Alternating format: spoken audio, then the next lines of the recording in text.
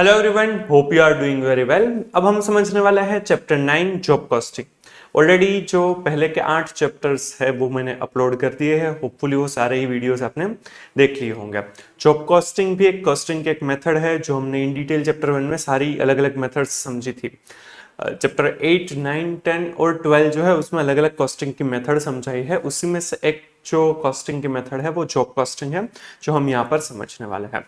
आगे के चैप्टर्स आपने अच्छे से समझे हैं तो ये चैप्टर समझने में हेल्पफुल होगा, क्योंकि आगे जो एलिमेंट्स ऑफ कॉस्ट है, कॉस्ट अकाउंटिंग सिस्टम है, कॉस्ट सीट है, वो सारी की सारी चीजें उसका रेफरेंसेस यहाँ पर आएगा इस चैप्टर्स में।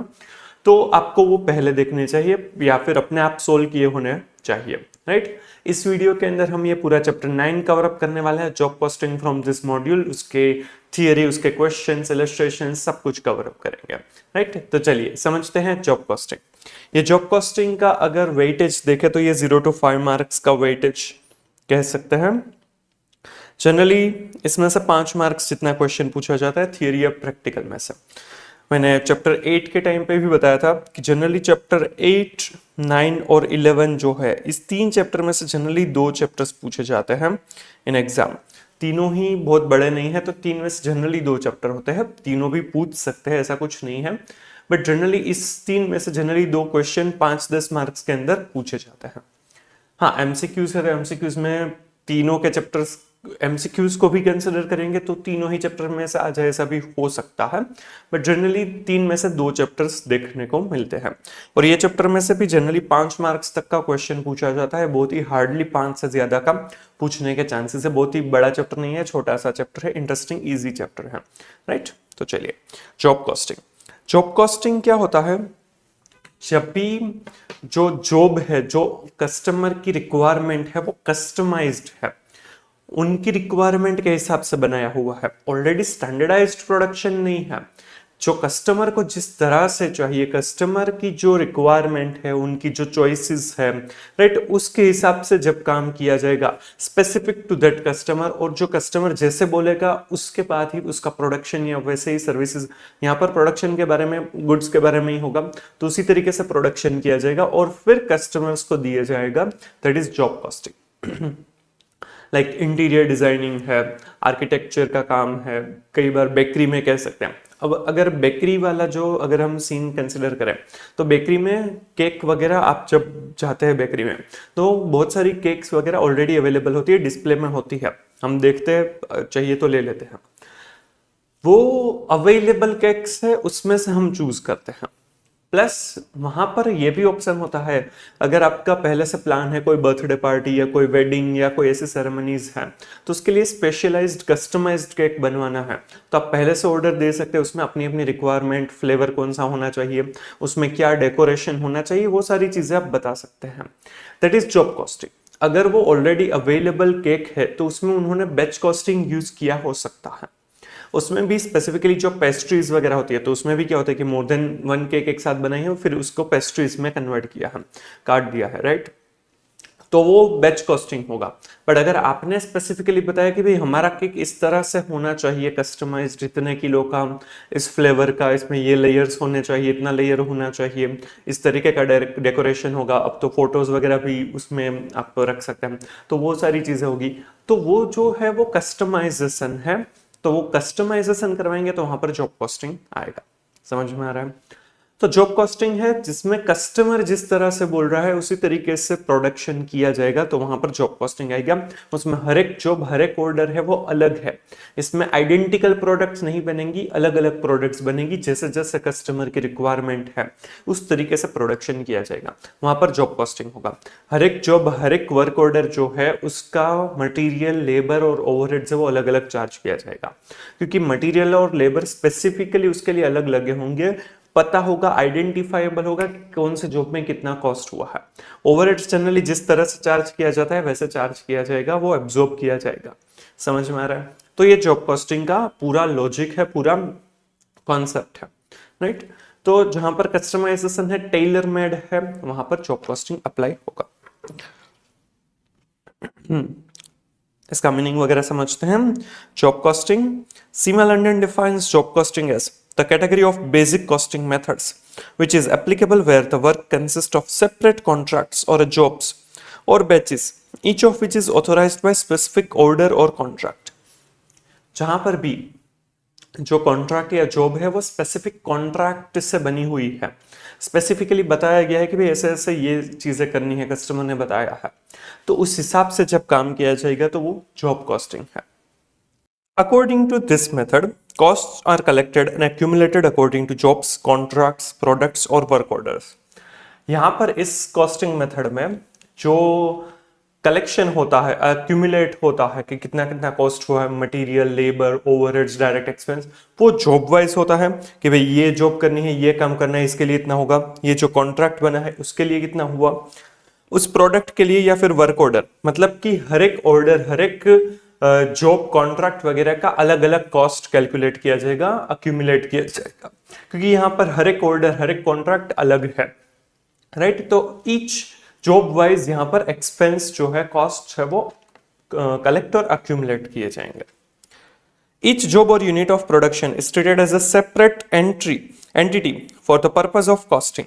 यहाँ पर हर एक जो भी जॉब है, कॉन्ट्रैक्ट है, अलग है, उन सभी के लिए कॉस्टिंग कैलकुलेट किया जाएगा, कॉस्ट कैलकुलेट किया जाएगा। Job costing is carried out for the purpose of ascertaining cost of each job and takes into account the cost of materials, employees and overhead, etc. The job costing method is also applicable to industries in which production is carried out in batches। यहाँ पर ये mainly जो cost होता है वो material, labour, overheads रहता है, right. यहाँ पर भी वही होगा। और यहाँ पर कुछ इंडस्ट्रीज जहाँ पर बैचेस में काम किया जाता है वहां पर भी जॉब कॉस्टिंग ही यूज किया जाता है। Batch production basically is of the same character as the job order production, the difference being mainly one in the size of a different orders. Batch production का है, बैच कॉस्टिंग और job costing kind of similar characters वाली ही costing methods है, but दोनों में difference क्या है, size of different orders. Job costing में जनरली जितना हमें ऑर्डर मिला है उस ऑर्डर के बेसिस पर बैचेस में प्रोडक्शन किया जाता है, जबकि बैच प्रोडक्शन में कंटिन्यूअसली प्रोडक्शन कंपैरेटिवली होता है कंपेयर टू जॉब कॉस्टिंग। बनता बैचेस में है, बट उन सभी का जो कैरेक्टर है वो मोस्टली बैच का तो सेम रहेगा, बट उस उतनी जितनी बैचेस बनानी है वो डिपेंड करता है कि प्रोडक्शन या मैन्युफैक्चरर को कितना प्रोड्यूस करना है, वो उस हिसाब से अपने हिसाब से प्रोड्यूस करता है और जो अवेलेबल है वो सेल किया जाता है। जबकि जॉब कॉस्टिंग में जो ऑर्डर मिलता है उस हिसाब से कितनी बैचेस बनानी पड़ेगी वो डिसाइड होता है और उतना बैचेस बनाया जाता है और वो पर्टिकुलरली हर कस्टमर के लिए होता है। समझ में आ रहा है? तो जो साइज है बैच की वो जॉब कॉस्टिंग में कस्टमर ऑर्डर के ऊपर डिपेंड करता है, जबकि बैच कॉस्टिंग के अंदर जो प्रोडक्शन करना है उसके बेसिस पर डिसाइड होता है। बाकी कैरेक्टरिस्टिक्स काफी सिमिलर रहेंगे। इसका डिफरेंस जो है वो चैप्टर 8 में दिया हुआ है। मैंने जब चैप्टर 8 करवाया था तब मैंने बोला था कि मैं चैप्टर 9 के बाद करवाऊंगा, क्योंकि जॉब कॉस्टिंग का कॉन्सेप्ट समझ में आएगा, फिर बैच कॉस्टिंग और जॉब कॉस्टिंग का हमें डिफरेंस अच्छे से समझ में आएगा। तो इसी वीडियो में वो डिफरेंस भी कवर अप हो जाएगा, तो आपको क्लैरिटी मिल जाएगी, राइट। तो इसमें आपको ये मीनिंग इंपॉर्टेंट है, बाकी आप फिर से कुछ नहीं पढ़ेंगे तो चलेगा। प्रिंसिपल्स ऑफ जॉब कॉस्टिंग, क्या क्या प्रिंसिपल्स है इस जॉब कॉस्टिंग मेथड के? The job costing method may be regarded as the principal method of costing, since the basic object and purpose of all costing is to analyze and ascertainment of cost of each unit of production। Mainly costing का purpose ही क्या है कि हर एक unit of production जो किया है उसका cost कितना हुआ है उसे ascertain करना है और analyze करना है कि क्या कहाँ पर कैसे हुआ है, जिससे next time कम कर सकते हैं या फिर उसके basis पर decisions ले सकते हैं। Control and regulate the cost, cost जो है उसको हो सके उतना कंट्रोल करना है, स्टैंडर्ड कॉस्टिंग बजट के अंदर लेकर आना है, ताकि बहुत ज्यादा कॉस्ट हो जाएगा तो फिर वो प्रॉफिट कम हो जाएगा, राइट। अल्टीमेटली कॉस्टिंग का ये एक ऑब्जेक्टिव है कि भाई आपको कॉस्ट है उसको हो सके उतना कंट्रोल करना है, रेगुलेट करना है। एंड डिटरमाइन द प्रॉफिटेबिलिटी, और प्रॉफिटेबिलिटी डेफिनेटली ये भी हमारा एक ऑब्जेक्टिव है कॉस्टिंग का, तो ये तीनों चीजें इसमें कवर अप होती है। The basic principles enunciated for the job costing method are valid essentially for all types of industry. For example, printing में भी कितना कितना प्रिंट करवाना है तो जॉब कॉस्टिंग आ सकता है। फर्नीचर आपको अपने हिसाब से कस्टमर अपने हिसाब से बनवाते हैं तो वहां पर जॉब कॉस्टिंग आएगा। हार्डवेयर में हो सकता है जो हार्डवेयर यूज किए जाते हैं, ship building, heavy machinery, interior decoration, repairs and other similar work. Right. ये सारी चीजें कस्टमाइज्ड होती है, रिक्वायरमेंट ऑफ कस्टमर के ऊपर डिपेंड करता है, इसीलिए वहां पर जॉब कॉस्टिंग यूज किया जाता है। ये एग्जांपल्स इंपॉर्टेंट है, इसको टिक करके रखिएगा क्योंकि आपको मीनिंग और एग्जांपल्स थ्योरेटिकल क्वेश्चन में पूछ सकते हैं। प्रोसेस ऑफ जॉब कॉस्टिंग कैसे किया जाता है? Prepare a separate cost sheet for each job. हर एक जॉब के लिए अलग अलग कॉस्ट शीट बनाई जाएगी क्योंकि हर एक जॉब जो है वो एक अलग यूनिट है, उसी के लिए स्पेसिफिकली कॉस्ट कैलकुलेट किया जाता है। Disclose cost of material issued for the job. उस जॉब के लिए कितना मटेरियल इश्यू किया। Employee cost incurred on the basis of bill of material and time cards respectively. Employee cost है वो देखा जाएगा, ये बिल ऑफ मटेरियल से मटेरियल पता चलेगा और टाइम कार्ड से एम्प्लॉइज ने कितना काम किया फॉर दैट पर्टिकुलर जॉब वो पता चलेगा। When job is completed, overhead charges are added for ascertaining total expenditure. Simple ये तीनों चीजें तो क्या बताई हम कि मटेरियल, लेबर और हमें ओवरहेड्स कंसिडर करने हैं फॉर पर्टिकुलर जॉब, और उसी के बेसिस पर हम पूरा कॉस्ट शीट बनाएंगे। हमारे ये 4 चैप्टर के रेफरेंसेस आ गए, right. Suitability of job costing. Job costing कहां पर सूटेबल है? When jobs are executed for different customers according to their specification. अलग अलग कस्टमर्स के लिए अलग अलग स्पेसिफिकेशन, कस्टमर के स्पेसिफिकेशन के बेसिस पर जब प्रोडक्शन वगैरह किया जाता है तब जॉब कॉस्टिंग है वो सूटेबल है। When no two orders are alike and each order और जॉब नीड्स स्पेशल ट्रीटमेंट। दो ऑर्डर्स है वो एक जैसे नहीं है, राइट, अलाइक नहीं है, और सभी को अपनी अपनी अलग अलग स्पेशल ट्रीटमेंट की रिक्वायरमेंट है हर ऑर्डर को, तो उस केस में हमें जॉब कॉस्टिंग यूज करना चाहिए। When the work in progress differs from period to period on the basis of the number of jobs in hand, her bar WIP है वो चेंज होता है according to jobs in hand, तो वहां पर job costing है वो suitable है। ये इंपॉर्टेंट है, ये थ्योरेटिकल क्वेश्चन में आपको पूछ सकता है, राइट। जॉब कॉस्ट कार्ड और कॉस्ट शीट, यहाँ पर इसका एक स्पेसिमेन दिया हुआ है, ये कस्टमाइज्ड होता है, यहाँ पर एग्जाम्पल के तौर पर दिया हुआ है। ये हर एक एंटिटी अपने अपने हिसाब से वो डिसाइड कर सकती है कि भाई किसमें कितना, जॉब में कितना कितना एक्सपेंसेस हुआ है। फटाफट जस्ट देख लेते हैं, इंपॉर्टेंट नहीं है एग्जाम पॉइंट ऑफ व्यू से। जॉब कॉस्ट शीट, उसमें डिस्क्रिप्शन की भाई क्या करने वाले हैं, उसका ब्लूप्रिंट नंबर की भाई कैसा बनने वाला है, डिजाइन जो मेनली होती है, material number, reference number, job number कौन सा है, क्वांटिटी कितनी बनानी है, डेट ऑफ डिलीवरी कब तक करना है, कब ये कमेंस किया, स्टार्ट किया जॉब को, और कब फिनिश होगा, या फिर कब जब फिनिश होगा तब डेट ऑफ फिनिश लिखा जाएगा। उसमें डेट, रेफरेंस नंबर, जो भी डॉक्यूमेंट है, डिटेल्स की क्या क्या चीजें थी, उसमें कितना मटेरियल था, कितना लेबर था और कितना ओवरहेड है, और उनसे टोटल मिलेगा, राइट। फिर उसका समरी ऑफ कॉस्ट, उसमें डायरेक्ट मटेरियल कॉस्ट कितना, डायरेक्ट वेजेस, ये जो सभी कुछ है उसका टोटल लिखा जाएगा। उसमें प्रोडक्शन ओवरहेड्स कितने थे तो मिलेगा production cost, kind of cost sheet ऐसे ही करते हैं। Admin and selling distribution overhead, तो टोटल कॉस्ट मिलेगा। उसमें प्रॉफिट और लॉस ऐड किया जाएगा तो सेलिंग प्राइस मिल जाएगी, राइट। ये एस्टिमेटेड कितना और एक्चुअल कितना, इन दोनों को कंपेयर कर सकते हैं तो हमारा कॉस्ट कंट्रोल पता चल जाएगा। स्टैंडर्ड कॉस्टिंग या बजटिंग में हम ऐसा ही करने वाले हैं कि एस्टिमेटेड कितना और एक्चुअल कितना है उन दोनों को कंपेयर करेंगे, राइट। इन डिटेल चैप्टर 13 और 15 में कवर अप होता है, बट हमने चैप्टर 1 में समझा हुआ है कि कॉस्ट कंट्रोल में यही प्रोसीजर की जाती है कि भाई एस्टिमेटेड या स्टैंडर्ड कितना है, एक्चुअल कितना है, दोनों को कंपेयर करते हैं और वेरिएंस एनालिसिस करते हैं, राइट। उसमें फॉर द जॉब क्या था, किस लिए था, कितने यूनिट्स प्रोड्यूस किए, कॉस्ट पर यूनिट कितना हुआ, कोई और रिमार्क हो, किसने ये प्रिपेयर किया और किसने ये चेक किया। प्रिपेयर्ड बाय और चेक्ड बाय है वो इंपॉर्टेंट होते हैं, ये इनसे रिस्पॉन्सिबिलिटी, अकाउंटेबिलिटी पता चलती है कि भाई किसका ये काम था, और स्पेसिफिकली ये हमारे लिए ऑडिट में का इंपॉर्टेंट बन जाता है। जो ये प्रिपेयर्ड एंड चेक्ड बाय है वो इंटरनल कंट्रोल कंसिडर किए जाता है ऑडिट में। अगर आपने ऑडिट पढ़ा हुआ है तो आपको ये पता होगा और मैंने भी पूरे ऑडिट के वीडियोस जो है वो यूट्यूब पर अपलोड कर दिए हैं, सारे के सारे चैप्टर्स के, एज वेल एज उन चैप्टर्स के part wise video, concept wise videos भी है। अगर आपको वो चाहिए तो आप देख सकते हैं, डिस्क्रिप्शन में आपको लिंक मिल जाएगी, राइट। तो पूरा ऑडिट कवर अप किया है, उसमें इंटरनल कंट्रोल वगैरह भी इन डिटेल समझाया हुआ है। मैं यहाँ पर ये इसीलिए रेफरेंस ले रहा हूँ ताकि अगर आप सारे ही सब्जेक्ट में एक दूसरे के जो कनेक्टिंग पॉइंट्स है वो अगर देखेंगे तो आपको ज्यादा समझ में आता है, राइट। तो ये इंटरनल कंट्रोल काइंड ऑफ इसी तरीके से होते हैं कि प्रिपेयर्ड बाय किसने किया है, चेक्ड बाय किसने किया है, और वो दोनों अलग अलग पर्सन होने चाहिए तो कुछ गलत होने का चांसेस कम हो जाता है, राइट। चलिए फिर collection of costs for a job, हर एक जॉब के लिए कॉस्ट कलेक्ट किया जाएगा। तो ये सिंपल बेसिक चीजें हैं, ये ऑलरेडी हमने पढ़ा हुआ है, right. Collection of material cost, तो मटेरियल कहां से आएगा, तो कभी बिल ऑफ मटेरियल है, कितना मटेरियल इश्यू किया है, कितना मटेरियल स्पेसिफिकली जॉब के लिए परचेस किया है, वहां से हमें मटेरियल कॉस्ट पता चलेगा, राइट। इन डिटेल चैप्टर 2 में कवर अप किया है, यहां पर आपको पढ़ने की जरूरत नहीं है। फिर collection of labour cost, labour cost है वो किस लेबर ने इस जॉब के लिए कितना कितना टाइम डिवोट किया है, उसके कितना वेज रेट था, और उसके हिसाब से लेबर कॉस्ट डिसाइड किया जाता है। ओवर टाइम वगैरह या फिर और कोई चीजें होगी लेबर को जो पे की जाती है, तो वो भी यहाँ पर कंसिडर की जाएगी, ये भी पढ़ने की जरूरत नहीं है। कलेक्शन ऑफ ओवरहेड्स, ओवरहेड जो है वो एब्जॉर्ब किया जाएगा based on some basis, right. जैसे कि लेबर आवर्स हो सकता है, मशीन आवर्स हो सकता है, यूनिट्स हो सकता है। तो वो जो भी बेस है, बेस क्या क्या हो सकता है, कैसे हम एब्जॉर्ब करते हैं, वो सारी चीजें हमने ओवरहेड चैप्टर में समझी हुई है। तो वो जो सारे कॉन्सेप्ट्स है उसको कंसीडर किया जाएगा यहाँ पर, और उसके बेसिस पर ओवरहेड्स चार्ज किया जाएगा। ओवरहेड्स है वो जनरली पूरे साल के लिए बजटेड ओवरहेड्स डिसाइड किया जाएगा, और उसके बेसिस पर बजटेड एब्जॉर्प्शन रेट निकाला जाएगा।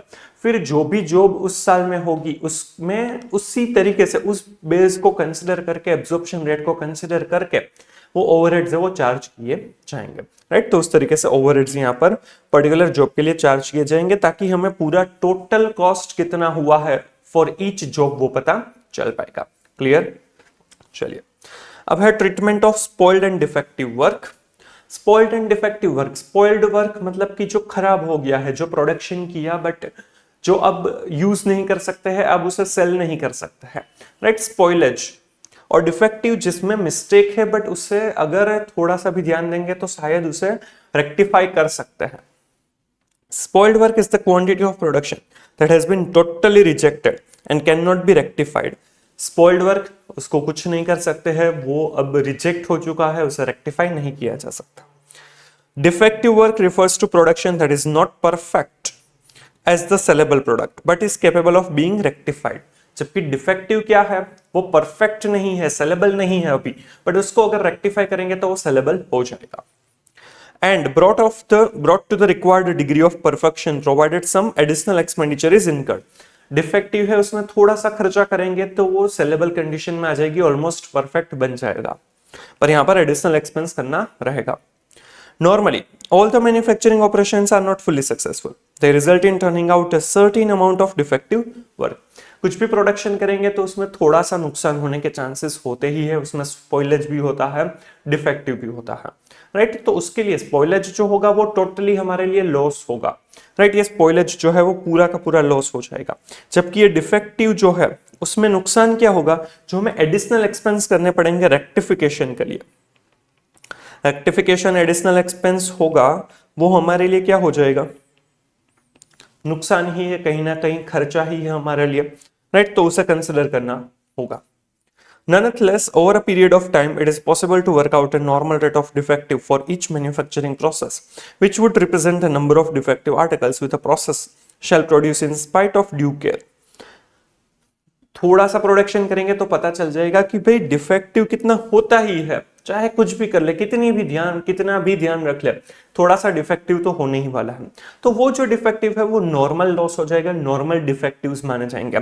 तो उसके ऊपर के जो एडिशनल एक्सपेंडिचर है रेक्टिफिकेशन के, वो नॉर्मल है, तो दूसरे जितने भी प्रोड्यूस हुए हैं उन सभी को उसका कॉस्ट बेयर करना रहेगा, राइट। वो पर्टिकुलरली जॉब के लिए कंसिडर किया जाएगा यहाँ पर, तो कि इस जॉब में जितना डिफेक्टिव हुआ है वो जॉब में जितने भी यूनिट्स प्रोड्यूस हुए उन सभी को बेयर करना रहेगा।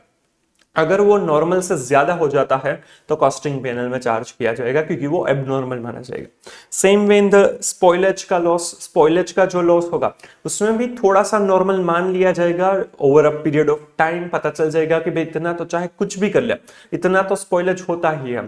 तो वो जो स्पॉइलेज होता है उस लॉस को नॉर्मल लॉस माना जाएगा, और वो जितने भी गुड यूनिट्स ऑफ प्रोडक्शन है वो बेयर करेंगे, राइट। और जो उसके over and above such limit है उसे एबनॉर्मल लॉस माना जाएगा, और वो कॉस्टिंग पैनल में चार्ज किए जाएंगे, right.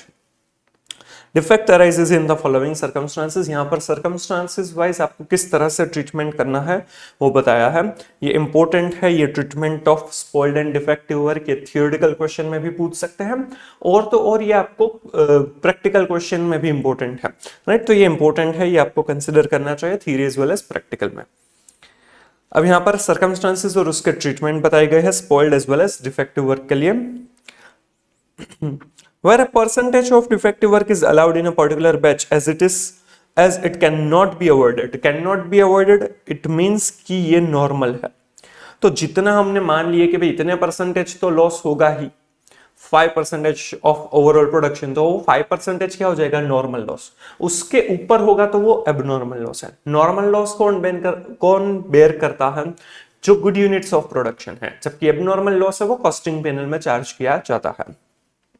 When a normal rate of defective has already been established, if the actual number of defective is within the normal limit or is near thereto, the cost of rectification will be charged to the whole job and spread over the entire output of the batch. अगर जो भी defective है उसका जो rectification का cost है, या फिर हम यहाँ पर स्पॉइलेज का लॉस भी कंसिडर करेंगे, तो वो जो नॉर्मल रीजन से है, ये जितना हमने एक लिमिट सेट किया है उसके अंदर अंदर है, उसके नियरर है, तो उसको नॉर्मल लॉस माना जाएगा और उसको चार्ज कर दिया जाएगा होल जॉब, पूरी की पूरी जॉब में। तो स्प्रेड हो जाएगा, जितना भी आउटपुट, जितने भी यूनिट्स मिले हैं हमें, हमारे जो गुड यूनिट्स ऑफ प्रोडक्शन है उसमें वो स्प्रेड हो जाएगा, वो डिवाइड हो जाएगा, right, output of the batch में। If on the other hand the number of defective units substantially exceeds the normal, the cost of rectification of a number which exceeds the normal will be written off as a loss in the costing P&L. अगर वो जो normal loss की जो limit set की है उनसे ज्यादा हो जाता है, तो उस केस के अंदर उसे कॉस्टिंग पैनल में चार्ज किया जाएगा, क्योंकि वो एबनॉर्मल लॉस माना जाएगा, राइट। तो जो अगर वो नॉर्मल से एक्सीड हो जाता है, exceeds the normal limit, then it should be charged to costing P&L account. Simple. तो अगर पहले से ही अनअवॉइडेबल कॉस्ट को कंसिडर, अनअवॉइडेबल लॉसेस को कंसिडर किया है, तो उसका रेक्टिफिकेशन कॉस्ट या फिर लॉस जो है उसको जो नॉर्मल लिमिट जो स्पेसिफाई की है उसके अंदर अंदर है, तो वो good units of production bear करेंगे, और अगर उस लिमिट से बढ़ जाता है तो वो कॉस्टिंग पैनल में चार्ज किया जाएगा। Second situation, where defect is due to bad workmanship. Workmanship खराब है, मतलब कि वर्कर्स, एम्प्लॉइज ने अच्छे से काम नहीं किया, उनकी गलती है, तो उस केस में कई बार वर्कर्स से वसूल किया जाता है, वर्कर के पास से वो कलेक्ट किया जाता है, उनकी सैलरीज वेजेस में से माइनस किया जाता है, या फिर कई बार उसको नॉर्मल एबनॉर्मल में भी कंसिडर किया जाता है कि भाई इतना तो वर्कर गलती करेंगे ही, राइट। तो वो नॉर्मल लॉस मान लिया जाएगा, और वो जो नॉर्मल लॉस है वो गुड यूनिट्स ऑफ प्रोडक्शन को बेयर करना पड़ेगा, और अगर वो एबनॉर्मल कंसिडर कर रहे हैं तो वो कॉस्टिंग पैनल में चार्ज हो सकता है।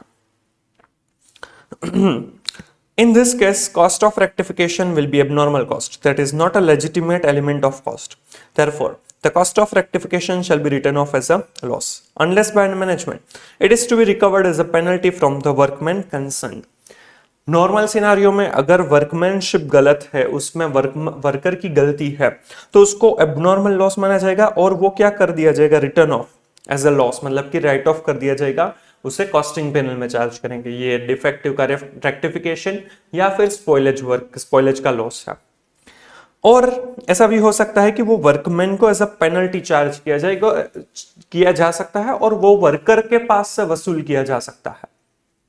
तो वर्कर की गलती है तो वर्कर के पास से वसूल करो, उसके वेजेस में से उतनी अमाउंट डिडक्ट कर दो।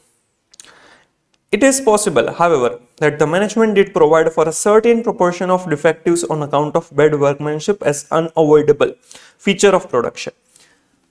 कई बार ऐसा भी हो सकता है कि मैनेजमेंट है उस बैड वर्कमैनशिप को अनअवॉइडेबल मान ले कि भाई वर्कर है तो उतनी तो गलती होगी, ह्यूमन से तो उतनी तो गलती होगी, तो अनअवॉइडेबल मींस नॉर्मल लॉस मान लिया जाएगा।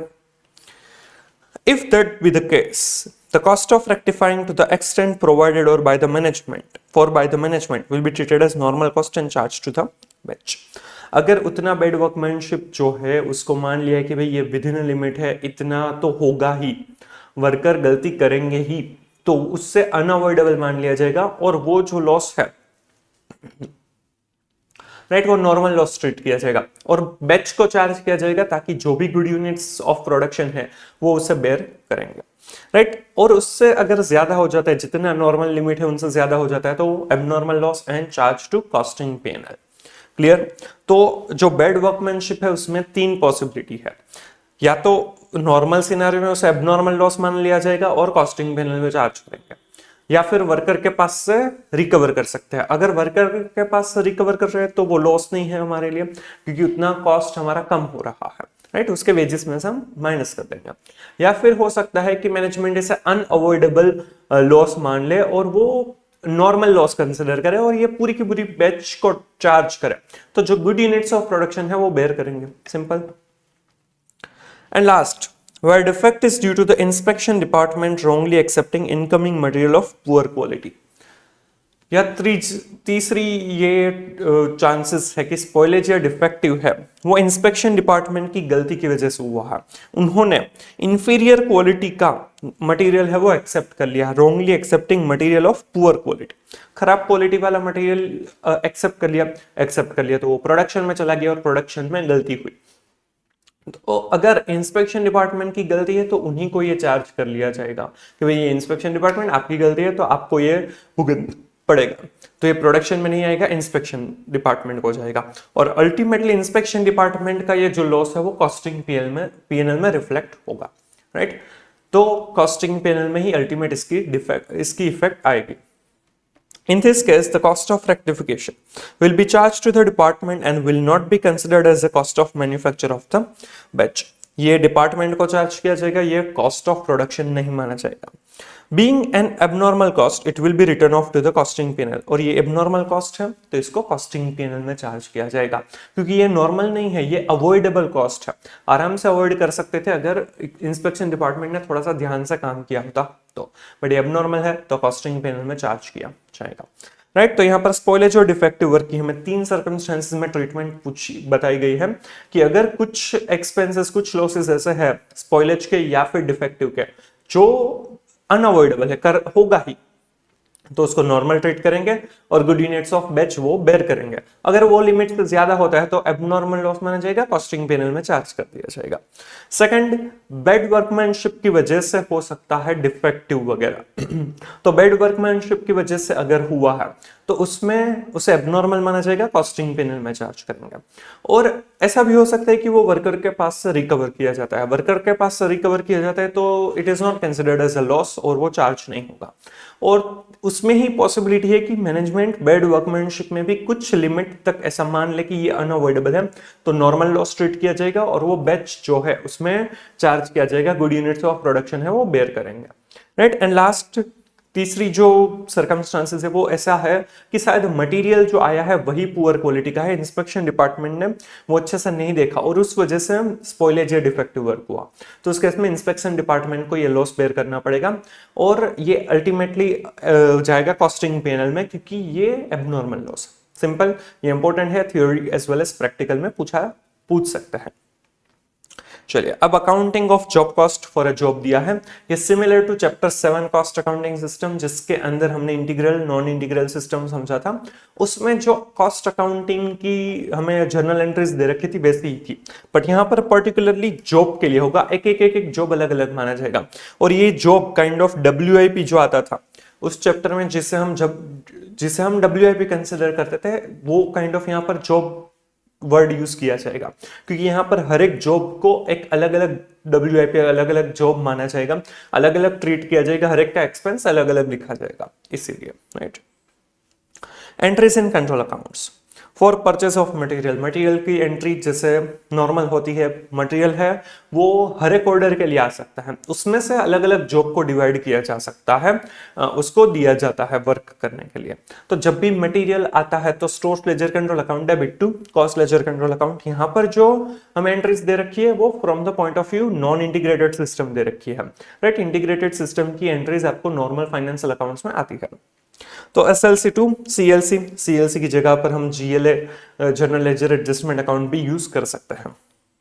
For the value of direct material issued to jobs, अगर डायरेक्ट मटेरियल इश्यू किया जाता है जॉब को तो WIP account debit to SLC। यहाँ पर हर WIP को जॉब के हिसाब से अलग अलग ट्रीट किया जाएगा, लाइक जॉब 1, जॉब 2, जॉब 3 या फिर जो भी उनका नोमेनकल्चर हो कि किस तरह से जॉब को ट्रीट करना है। तो हर एक जॉब को सेपरेटली आइडेंटिफाई किया जाएगा और उसके लिए कॉस्ट अलग अलग अलोकेट और एक्यूमुलेट किया जाएगा। सिंपल। चलिए फिर for return of direct materials from jobs, jobs में से रिटर्न आ रहा है तो WIP में से स्टोर्स में आ रहा है तो SLC to WIP। For return of material to supplier, अगर सप्लायर को दे रहे हैं मटेरियल वापस कर रहे हैं तो CLC टू SLC, SLC में से चला जाएगा, CLC में से कम होगा उतना, CLC to SLC। Simple. For indirect material, indirect material है तो वो ओवरहेड्स में जाएगा, कुछ नहीं बोला तो factory overhead, production overhead, works overhead या मैन्युफैक्चरिंग ओवरहेड्स का पार्ट होगा तो उसमें इश्यू हो रहा है तो factory overheads account debit to SLC। For wages paid, wages pay करेंगे तो wages control to CLC। For direct wages incurred on jobs, jobs के लिए इनकर किया है तो वो WIP में चार्ज किया जाएगा तो WIP to wages control. For indirect wages तो वो ओवरहेड ट्रीट किया जाएगा तो overheads to wages control, factory overheads to wages. यहाँ पर नॉर्मल कुछ नहीं दिया तो फैक्ट्री ओवरहेड्स, अदरवाइज स्पेसिफिकली बोला है कि भाई ये फैक्ट्री का है, ये एडमिन का है, ये सेलिंग डिस्ट्रीब्यूशन, तो रिस्पेक्टिव ओवरहेड अकाउंट में चार्ज किया जाएगा। For any indirect expenses paid, indirect expense incur किया है तो overheads account debit to CLC होगा, कुछ नहीं बोला है तो factory overheads to CLC। For charging overheads to jobs, overheads है वो चार्ज किया जाएगा जॉब को तो WIP to overheads, WIP to factory overheads. See WIP में फैक्ट्री ओवरहेड्स जाएगा और कोई ओवरहेड्स उसमें नहीं आते हैं। For the total cost of jobs completed, जो भी जॉब कंप्लीट हो गई है उसको कॉस्ट ऑफ सेल्स में ट्रांसफर कर दिया जाएगा, cost of sales to WIP। See ये एक एंट्री अलग है।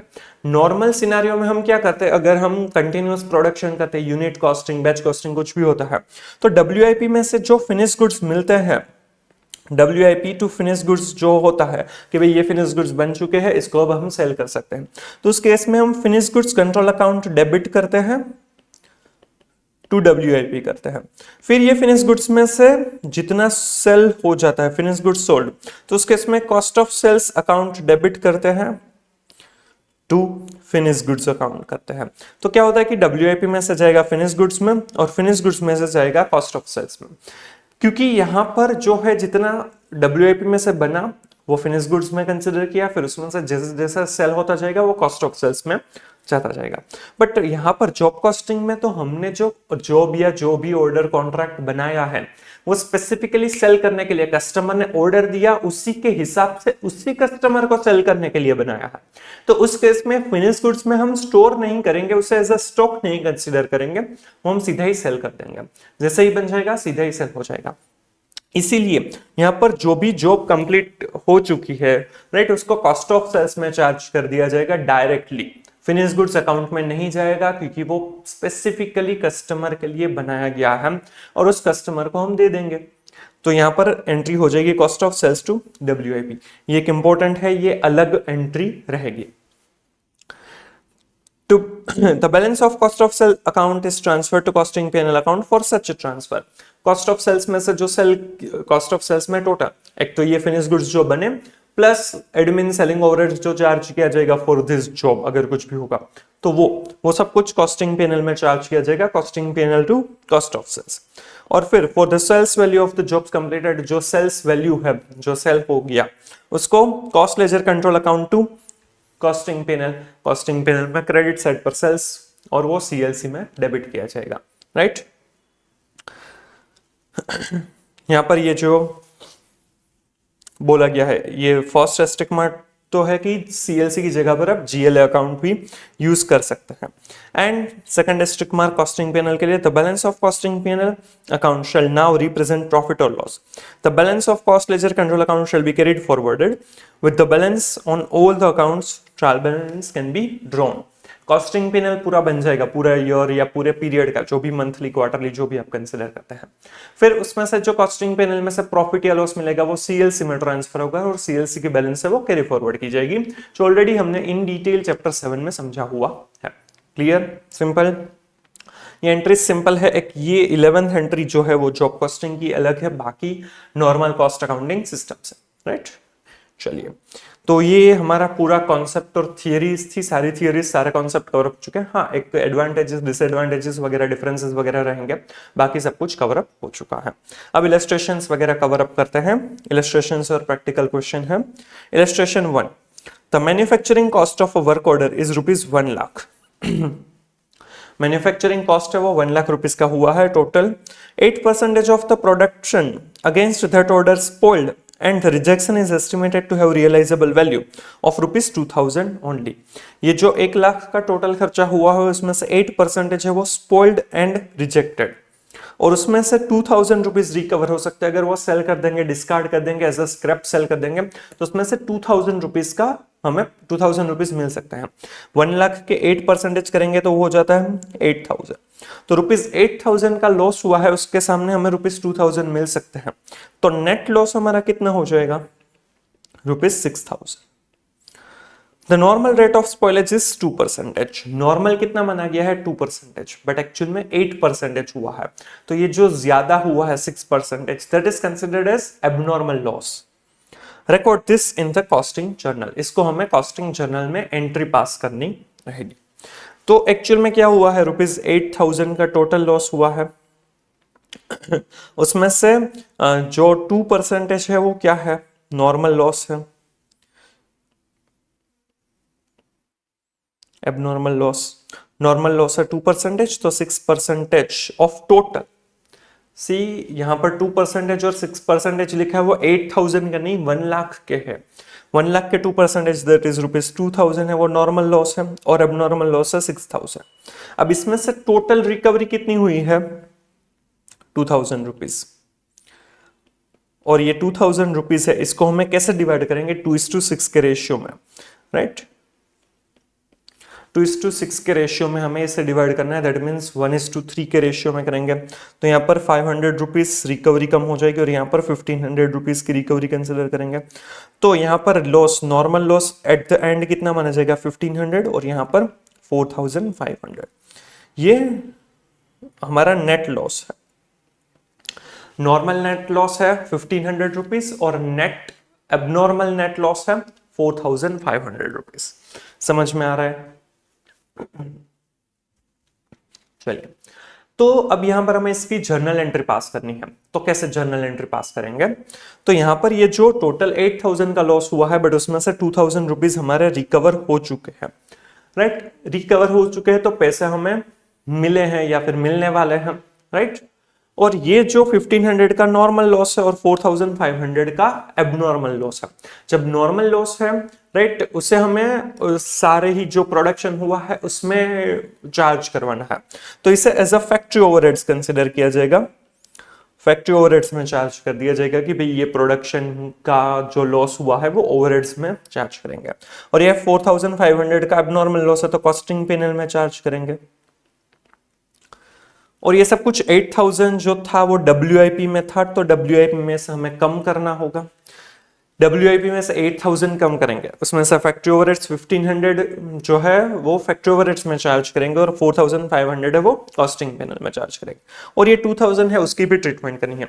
अब ये 2000 की एंट्री क्या होगी? 2000 रुपीज हमें मिलने वाले हैं, और ये प्रोडक्शन में लॉस हुआ है, राइट। प्रोडक्शन में लॉस हुआ है और इतना रुपए आपको मिलने वाले हैं या फिर मिलेंगे, तो वो CLC में जाएगा कि भाई इतने पैसे हमें मिलने वाले हैं। समझ में आ रहा है? तो WIP में क्रेडिट होगा 8000, CLC में डेबिट होगा कि भाई इतने पैसे मिलने वाले हैं। फैक्ट्री ओवरहेड्स में डेबिट होगा क्योंकि ओवरहेड्स आपका बढ़ रहा है, और कॉस्टिंग P&L में एज अ लॉस बुक किया जाएगा तो डेबिट होगा, राइट।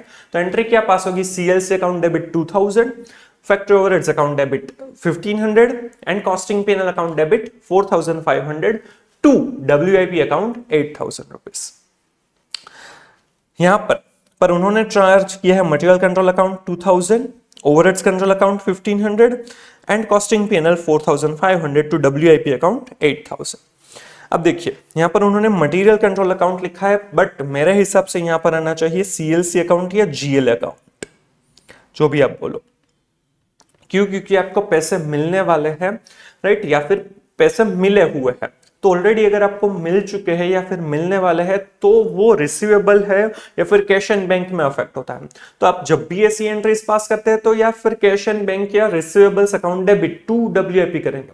तो यहाँ पर हमारे पास कैश बैंक या रिसीवेबल नहीं है तो CLC अकाउंट जाना चाहिए, बट उन्होंने मटेरियल कंट्रोल अकाउंट में ट्रांसफर किया, काइंड ऑफ कि मटेरियल के सामने पैसा रिकवर हुआ है, बट ये मेरे हिसाब से गलत है क्योंकि मटेरियल कंट्रोल अकाउंट है वो अगर हम रॉ मटेरियल सेल करते तो शायद ऐसा चार्ज करे तो शायद ठीक है, राइट। बट उसमें भी क्या एंट्री होनी चाहिए कि भाई material control account debit to CLC, नहीं सॉरी वो भी गलत है actually, CLC to material control account होना चाहिए, बट यहाँ पर पता नहीं उन्होंने मटेरियल कंट्रोल अकाउंट को क्यों डेबिट किया है, क्योंकि मटेरियल कंट्रोल में तो कुछ इफेक्ट ही नहीं होगा, रॉ मटेरियल भी नहीं है ये एक्चुअल में क्या है, ऑलरेडी प्रोडक्शन हो चुका है, उसमें स्पॉइलेज या डिफेक्टिव हुआ है, तो CLC अकाउंट या GLA अकाउंट होना चाहिए। ये आई थिंक गलत है, गलत एंट्री दी हुई है, right. In the case of defectives being inherent in the manufacturing process, the rectification cost may be charged to the specific jobs in which they have arisen. In case defectives cannot be identified with jobs, the cost of rectification may be treated as factory overheads. Abnormal defectives should be written off to the costing panel. उन्होंने इन दोनों का justification दिया है, but इसका justification यहाँ पर लिखा नहीं है, और ये पुरानी बुक जो थी उसमें CLC अकाउंट और GLA अकाउंट डेबिट किया हुआ था, बट इस न्यू कोर्स न्यू जो बुक है उसमें चेंज कर दिया, पता नहीं क्यों, राइट। इसका लॉजिक या रीजन भी नहीं समझ में आ रहा है, तो मेरे हिसाब से तो ये गलत है, बट जो है वो है, बट मेरे हिसाब से सही करना चाहिए, CLC account to GLA account debit होना चाहिए, क्योंकि वो पैसा आपको मिलने वाला है। क्लियर? चलिए, कुछ भी डाउट हो तो आप कमेंट कर सकते हैं, मैं रिप्लाई जरूर करूंगा। अब देखते हैं illustration 2। A shop floor supervisor of a small factory presented the following cost for job number 303 to determine the selling price। यहाँ पर हमें शॉप फ्लोर सुपरवाइजर जो है उन्होंने जॉब नंबर 303 की कुछ इंफॉर्मेशन दे रखी है। पर यूनिट कॉस्ट कितना है वो है, मटेरियल का है 70 rupees, direct wages 18 hours at rupees 2.5, तो वो हो रहा है 45 रुपीज। यहाँ पर डिपार्टमेंट एक्स में 8 आवर्स, डिपार्टमेंट वाई में 6 आवर्स और डिपार्टमेंट जेड में 4 आवर्स काम किया है, तो 8 + 6 + 4 तो हो जाता है 18 आवर्स, और तीनों ही डिपार्टमेंट में सेम रेट होगा, तभी यहाँ पर एट रुपीज 2.5 दिया है। चार्जेबल एक्सपेंस है 5 रुपीज, मतलब ये डायरेक्ट एक्सपेंस हो चुके हैं, तो टोटल हो जाता है 120 rupees. Add 33.33% for expense cost, kind of overheads के लिए 33.33% एड कर दिया, 120 के 33.33% मतलब 40 रुपीज, और टोटल हो गया 160, ये पर यूनिट दिया है। फिर analysis of the P&L account दिया है for the current financial year, पूरे फाइनेंशियल ईयर का P&L दे रखा है। सेल्स लेस रिटर्न से लाइक 2,50,000 रुपीज, मटेरियल यूज्ड है 1,50,000 रुपीज, डायरेक्ट वेजेस है X, Y एंड Z के 10,000, 12,000, 8,000, टोटल हो जाता है 30,000 रुपीज। स्पेशल स्टोर आइटम्स है 4,000 रुपीज, ओवरहेड्स है X, Y एंड Z के 5,000, 9,000, 2,000, टोटल है 16,000। तो वर्क्स कॉस्ट हो जाता है 2 लाख रुपीज, इन सभी का total material plus wages plus special item plus overheads, और ग्रॉस प्रॉफिट मतलब कि ये सेल्स माइनस वर्क्स कॉस्ट हो जाता है 50,000 रुपीज का ग्रॉस प्रॉफिट। अब सेलिंग एक्सपेंस, ये ग्रॉस प्रॉफिट को ब्रॉट डाउन किया है 50,000 रुपीज, सेलिंग एक्सपेंस किया है 20,000 और नेट प्रॉफिट मिला है 30,000। समझ में आ रहा है? चलिए, It is also noted that average hourly rates for the department X, Y and Z are similar। यहाँ पर हमें बोल भी दिया है कि X, Y, Z का जो रेट है, वेज रेट, वो सिमिलर है, सेम है। You are required to prepare a job cost sheet, calculate the entire revised cost using current financial year actual figures as basis। यहाँ पर हमें एक्चुअल जॉब कॉस्ट शीट बनानी है जिसमें हमें रिवाइज्ड कॉस्ट को कंसिडर करना है, जो P&L में दिया है उस हिसाब से, and at 20% to the total cost to determine selling price, और वो जो टोटल कॉस्ट है उसमें 20% ऐड करेंगे, 20% to total cost to determine selling price, और हमें सेलिंग प्राइस डिसाइड करनी है। मतलब कि अब हम एक ही जॉब कॉस्ट शीट बनाएंगे जिसमें material, labour, direct expense, overhead सब कुछ आ जाए, उसका टोटल आएगा, और उस टोटल के अंदर हम 20% ऐड करेंगे तो हमें सेलिंग प्राइस मिल जाएगा। तो ये तीनों का आंसर है वो एक ही स्टेटमेंट के अंदर कवर अप हो जाएगा, राइट। यहाँ पर हमें रिवाइज कॉस्ट जो बोला है उसके लिए हमारे पास ये जॉब नंबर 303 के लिए ही बनाना है। मटेरियल, लेबर और चार्जेबल एक्सपेंस है वो तो एक्चुअल पर ही आएंगे, बट जो ओवरहेड्स है वो हमें एक्चुअल पीएनएल के बेसिस पर कंसिडर करना रहेगा, राइट। तो पहले ये मटेरियल, लेबर और जो डायरेक्ट एक्सपेंस है वो तो as it is 70, 45 and 5 rupees हो जाएगा, राइट। फिर ओवरहेड्स चार्ज करना रहेगा, यहाँ पर ये job cost, seat, customer details, ये सब कुछ आप नहीं लिखेंगे तो भी चलेगा। Direct material 70 rupees, direct wages यहाँ पर उन्होंने कैलकुलेशन दिखाया है, नहीं दिखाएंगे तो भी चलेगा क्योंकि ऑलरेडी आपको क्वेश्चन में वो दिया हुआ है। और हमारा golden rule kind of costing या कोई भी प्रैक्टिकल क्वेश्चन के लिए कि अगर आपको क्वेश्चन में कोई भी फिगर्स दिए हैं तो वो आप एज इट इज लिख सकते हैं, बट अगर कोई भी फिगर डायरेक्टली नहीं दिया है तो वो कैसे डिराइव किया वो आपको अपने आंसर पेपर में लिखना जरूरी है, as a part of working note और as a part of bracket या कुछ भी किसी भी तरीके से वो मेंशन करना नेसेसरी हो जाएगा। एंड चार्जेबल एक्सपेंस हो जाएगा 5 रुपीज, तो टोटल प्राइम कॉस्ट है 120 रुपीज, राइट। अब ओवरहेड्स का देखते हैं। सी यहाँ पर जो मैं कॉस्ट जॉब का बताया था उसमें तो 33.33% चार्ज कर दिया था, बट वो कोई बेस नहीं दिया है। अब एक्चुअल में कितना हुआ है उसके बेसिस पर कंसिडर करेंगे। सी एक्चुअल में यहां पर जो हमारा ओवरहेड्स दिखाया है, देखिए पहले तो एक तो कौन से आइटम पेंडिंग रह चुकी है वो देख लेते हैं ताकि पता चले। सी मटेरियल का तो हमें एक्चुअल दिया हुआ है, वेजेस भी एक्चुअल दिए हुए हैं, स्पेशल स्टोर आइटम्स का पता नहीं है, शायद वो चार्जेबल एक्सपेंस उसी के बेसिस पर हम तो उसे हम कच नहीं करेंगे। हमें करना होगा ये ओवरहेड्स को चार्ज करना होगा, ये वर्क्स कॉस्ट तो टोटल है, और ये सेलिंग एक्सपेंस। ओवरहेड्स और सेलिंग एक्सपेंस ये दो ओवरहेड्स ऐसे हैं, एक तो ये जो पहला ओवरहेड्स है प्रोडक्शन या फैक्ट्री ओवरहेड्स होगा और सेलिंग एक्सपेंस वो सेलिंग ओवरहेड्स हो जाएगा। उन दोनों को हमें इस जॉब नंबर 303 को चार्ज करना रहेगा। अब देखिए ये ओवरहेड्स है वो प्रोडक्शन रिलेटेड है, तो इसको हम कौन से बेसिस पर चार्ज कर सकते हैं, या तो मटेरियल कॉस्ट, या तो लेबर कॉस्ट, या लेबर आवर्स, या फिर प्रोडक्शन यूनिट्स, या फिर हम कर सकते हैं इसको मशीन आवर्स के बेसिस पर, राइट, या फिर प्राइम कॉस्ट के बेसिस पर। उसमें से मटेरियल कॉस्ट और प्राइम कॉस्ट है वो सबसे वाहियात बेसिस माने जाते हैं, ये इन डिटेल हमने चैप्टर 4 में समझा हुआ है, राइट। तो प्राइम कॉस्ट या फिर मटेरियल कॉस्ट को जनरली कंसिडर नहीं किया जाता है क्योंकि उनसे ओवरहेड्स का कोई लेना देना नहीं होता है।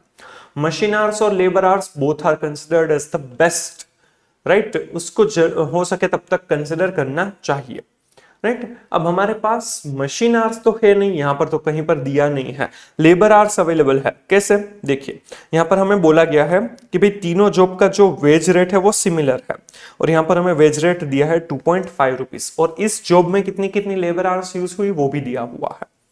और यहां पर हमारे पास ओवरहेड्स और ये लेबर कॉस्ट है, तो इसमें से हम लेबर आवर्स ढूंढ सकते हैं, तो लेबर आवर्स हम यूज कर सकते हैं। अब इसके अलावा और दो हमारे पास बेसिस बचे, लेबर कॉस्ट और units of production. See total units of production हमें नहीं पता है, मतलब कि total jobs in the financial year कितना हुआ वो नहीं पता है, तो उसे भी यूज नहीं कर सकते। पर लेबर कॉस्ट हमारे पास है तो हम लेबर कॉस्ट को भी यूज कर सकते हैं। तो लेबर आवर्स और लेबर कॉस्ट दोनों ही बेसिस ऐसे हैं जो हम यूज कर सकते हैं। और यहां पर हम कौन सा यूज करेंगे, सी कोई भी यूज करो सेम होगा। क्यों, क्योंकि हमारे पास यहां पर वेज रेट है वो सेम है 2.5 रुपीज।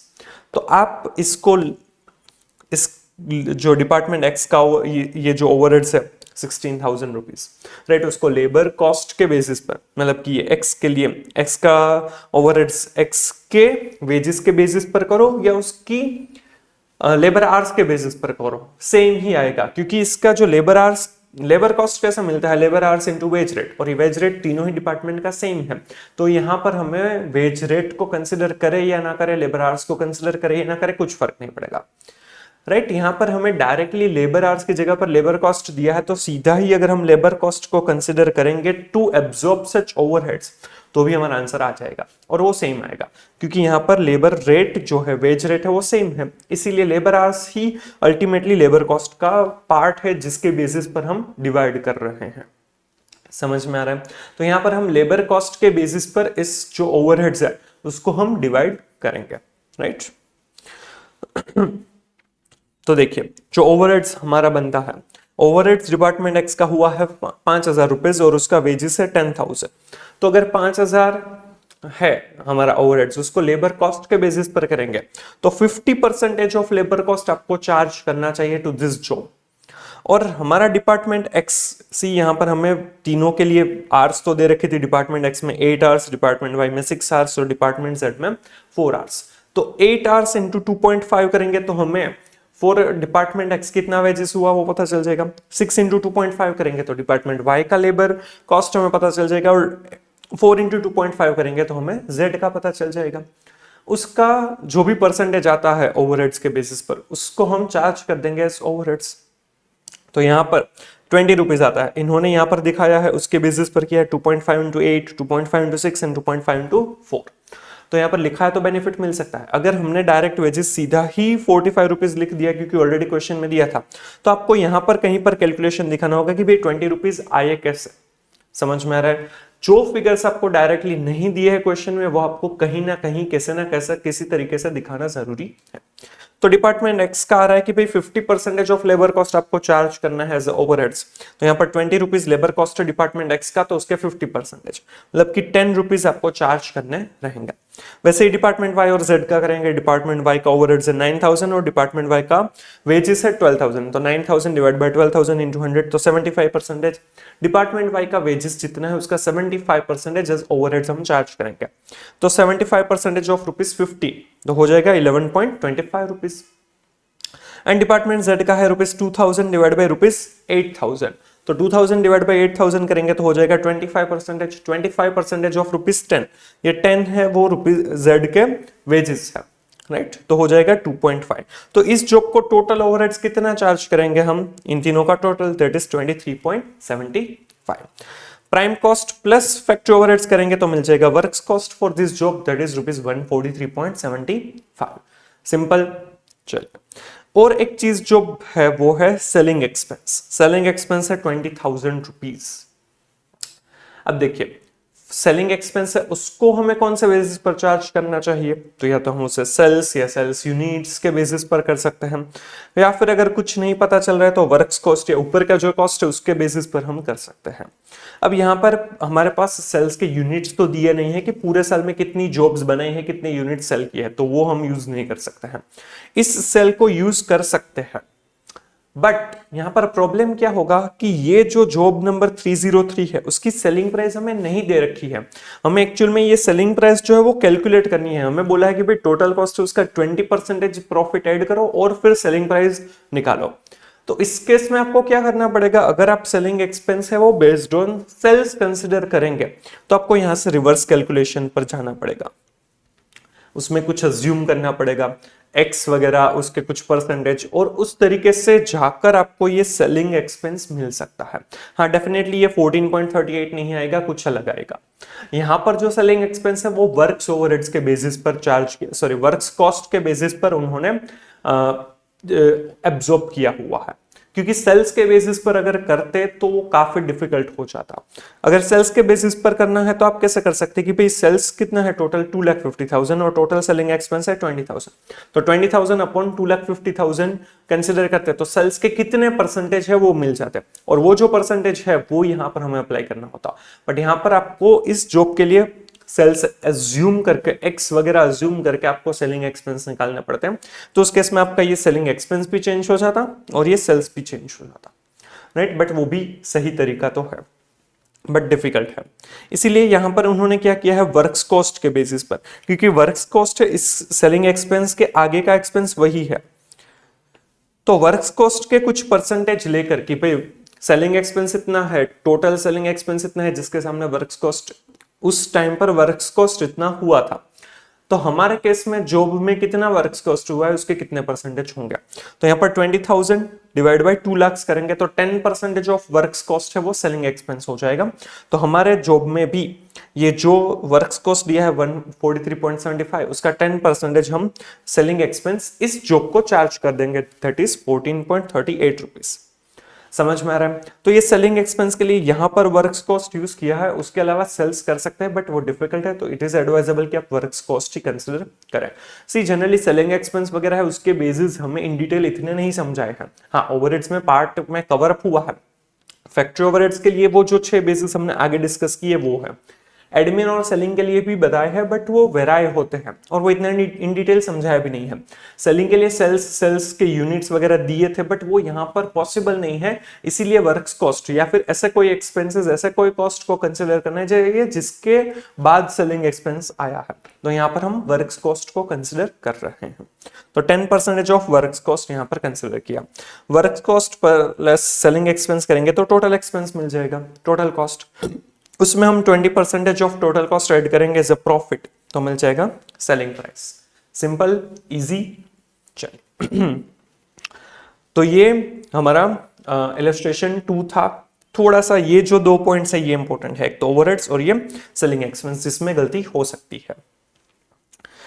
अब हमें दिया हुआ है advantages and disadvantages of job costing. Job costing के एडवांटेजेस डिसएडवांटेजेस क्या क्या है, इंपॉर्टेंट है, ये थियोरेटिकल क्वेश्चन में आपको पूछ सकते हैं, तो आपको ये समझना और याद रखना जरूरी है। Advantages: the details of cost of material, labour and overheads for all job is available to control. आप हर एक जॉब में ये जो कॉस्ट एलिमेंट्स है उसको कंट्रोल कर पाएंगे, राइट, ताकि एक एक एलिमेंट फॉर ईच जॉब हमें पता होगा और उसमें हम क्या क्या कंट्रोल कर सकते हैं वो पता चलेगा। Profitability of each job can be derived, हर एक जॉब की प्रॉफिटेबिलिटी पता चलेगी, तो कौन सी जॉब में अच्छा रहा, कौन सी जॉब में इतना प्रॉफिटेबल नहीं हुआ, ताकि हम कौन सी जॉब ज्यादा करें, किस जॉब किस कस्टमर के ऊपर ज्यादा फोकस करें वो पता चल सकता है।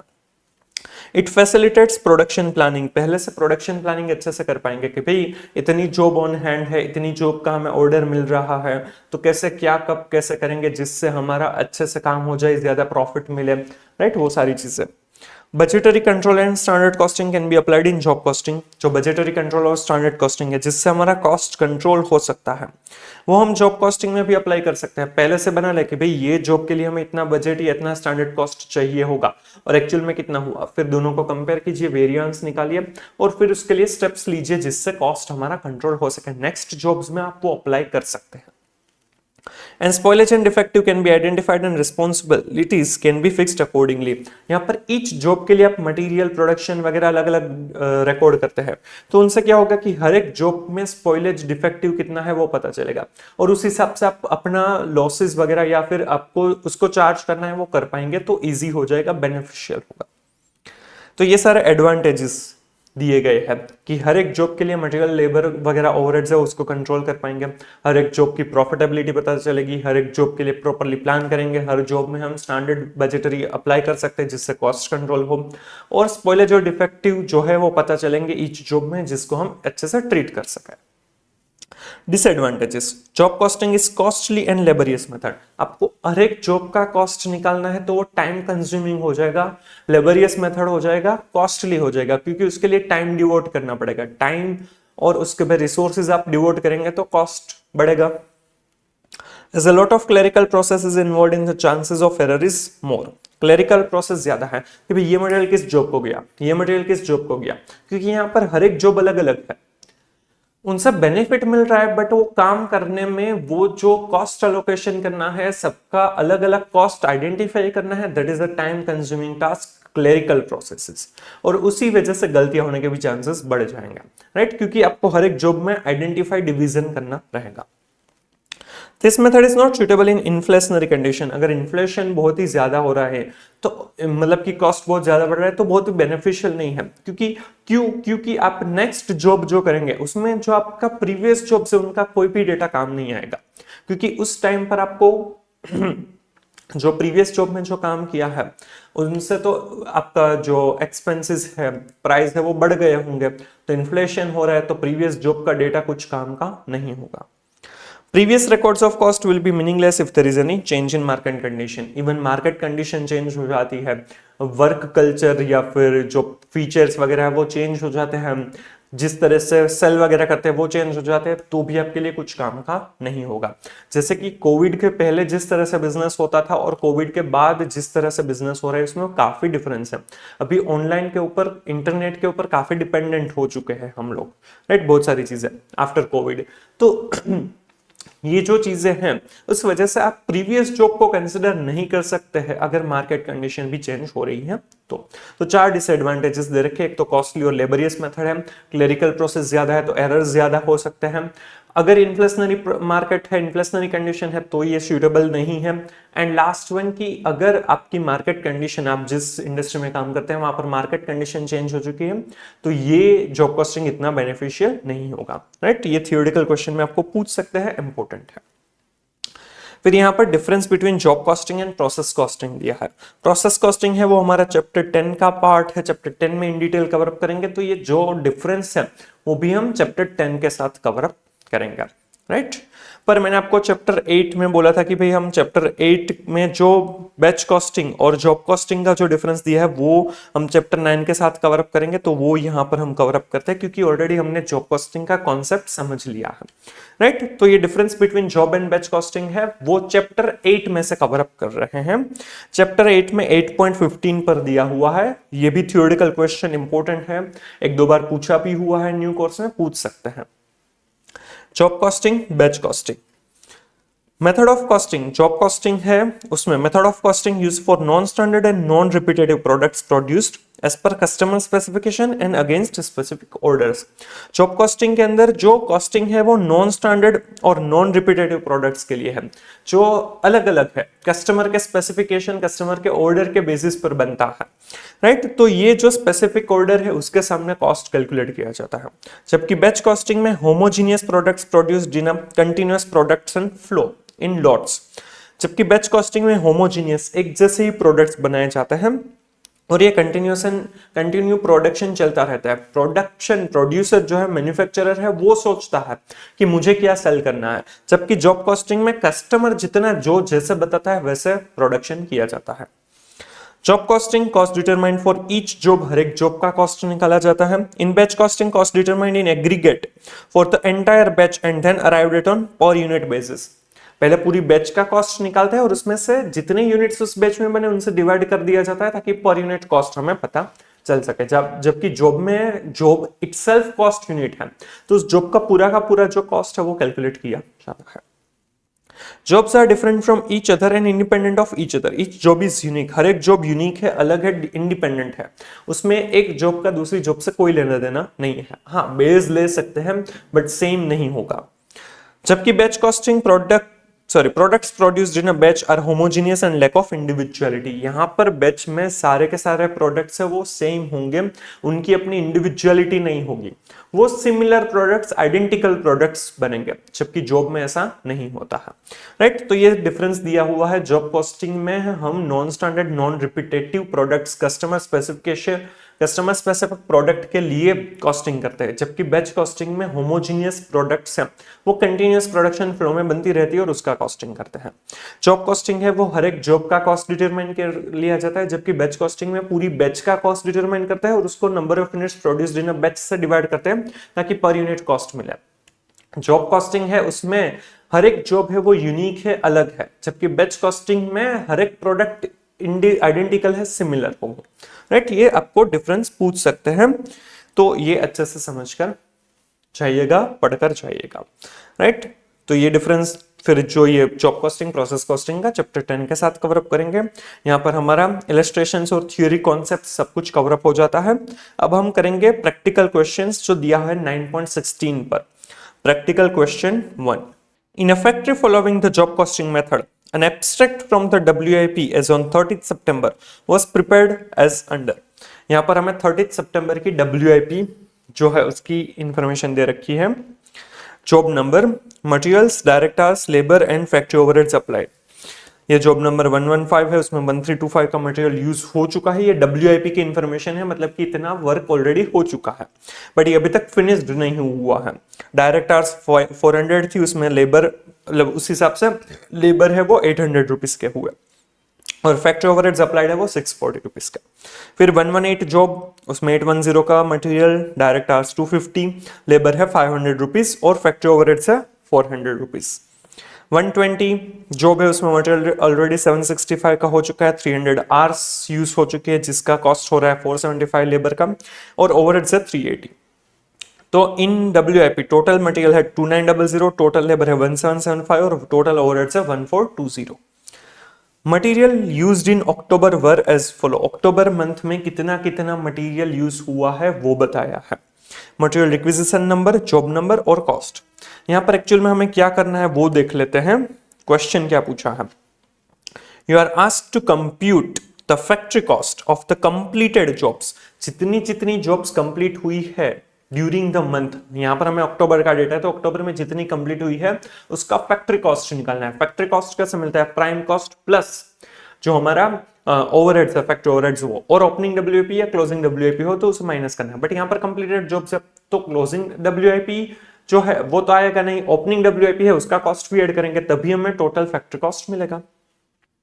It is the practice of the manager to put a 10% on a factory cost to cover admin and selling overheads and invoice the job to the customer on a total cost plus 20% basis। यहां पर practice क्या है कि भाई जो total cost हुआ, factory cost हुआ, उसमें 10% ऑन द फैक्ट्री कॉस्ट वो ऐड किया जाता है ताकि admin selling overheads cover up हो जाए, क्योंकि हर एक जॉब का एडमिन सेलिंग ओवरहेड्स निकालना डिफिकल्ट है। और टोटल कॉस्ट है उसमें 20% ऐड किए जाएंगे प्रॉफिट के लिए।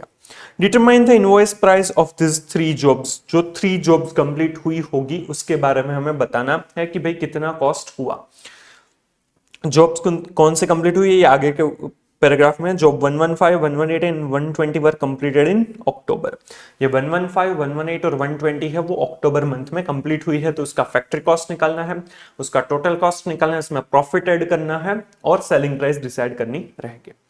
राइट, जॉब 115, 118 एंड 120 की हमें ओपनिंग दे रखी है और अक्टूबर मंथ में क्या क्या ट्रांजैक्शन हुए हैं वो बताए हैं, तो उस हिसाब से हमें इस जॉब का फैक्ट्री कॉस्ट मिलेगा, उसमें 10% एडमिन सेलिंग ओवरहेड्स ऐड करेंगे, उससे टोटल कॉस्ट मिलेगा, उसमें 20% प्रॉफिट ऐड करेंगे तो सेलिंग प्राइस मिल जाएगी। सिंपल।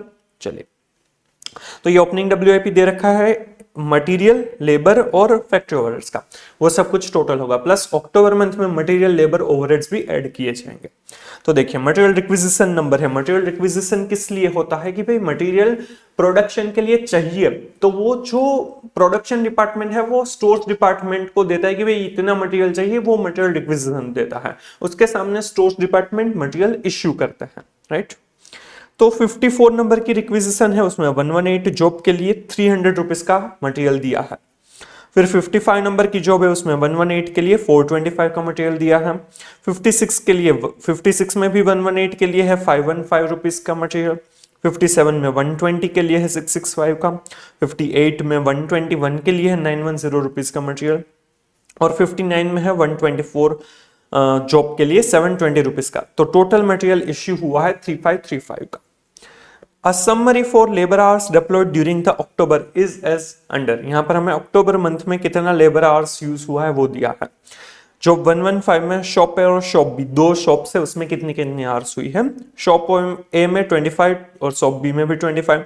118 में 90 और 30 आवर्स रिस्पेक्टिवली। 120 में 75 और 10 आवर्स रिस्पेक्टिवली। 121 में सिर्फ शॉप ए में काम हुआ है 65 आवर्स का, शॉप बी में नहीं हुआ है। 124 में 25 एंड 10 रिस्पेक्टिवली। तो टोटल 275 और 75 आवर्स यूज हुई है। फिर इनडायरेक्ट लेबर है, waiting for material 20 and 10 hours in each shop. Machine breakdown 10 hours 5 hours, idle time 5 hours 6 hours और overtime premium 6 hours 5 hours. और इनसे नॉर्मल प्लस ये जो सारे इनडायरेक्ट हुए उसके लिए 316 और 101 इतना टोटल होता है। सी ये इनडायरेक्ट लेबर और ये सब कुछ दिया है वो क्या है, इनडायरेक्ट लेबर आवर्स है। और इनडायरेक्ट लेबर आवर्स है तो वो कहां पर जाएंगे, वो ओवरहेड्स में चार्ज किए जाएंगे, ये ओवरहेड्स का पार्ट होगा। Normal wage rate, direct wages का पार्ट नहीं होगा। The shop credit slip was issued in October. That material issued under requisition number 54 was returned back to stores as being not suitable. See 54 number की जो requisition थी वो stores में return हो गई, रिटर्न्ड। राइट, फिर से स्टोर्स में चला गया तो वो 118 का पार्ट नहीं है, तो ये जो कॉस्ट है वो नो मोर कॉस्ट, ये 300 रुपीज का 118 में कॉस्ट नहीं हुआ है, इट इज रिटर्न्ड। राइट, तो इसे कैंसिल कर देंगे। फिर बताया है a material transfer not issued in October and indicated that material issued under requisition number 55 for job 118 was directed to job 124। 55 number की रिक्विजिशन नोट थी जो 118 को गई थी वो ट्रांसफर कर दिया है किसको, 124 नंबर की जॉब को। तो 55 नंबर की ये जो जॉब है 118, वो अब 118 का नहीं है, अब वो किसका कॉस्ट है, 124 का है, 118 का नहीं है, राइट। फिर बोला है the hourly rate in the shop A for per labour hour is ₹3 per hour while at shop B it is ₹2 per our. यहाँ पर देखिए ये जो शॉप ए है उसमें पर आवर कितना रुपीस के हिसाब से वेजेस होता है, ₹3, और शॉप बी में ₹2 पर आवर के हिसाब से है। तो यहाँ से हमें ये जो 115, 118 और 120 जो हमारा जॉब्स कंप्लीट हुए हैं उसका लेबर कॉस्ट मिल जाएगा। इसको इन तीनों को ₹3 से और इन तीनों को ₹2 से मल्टीप्लाई करेंगे तो अक्टूबर मंथ का लेबर कॉस्ट मिल जाएगा।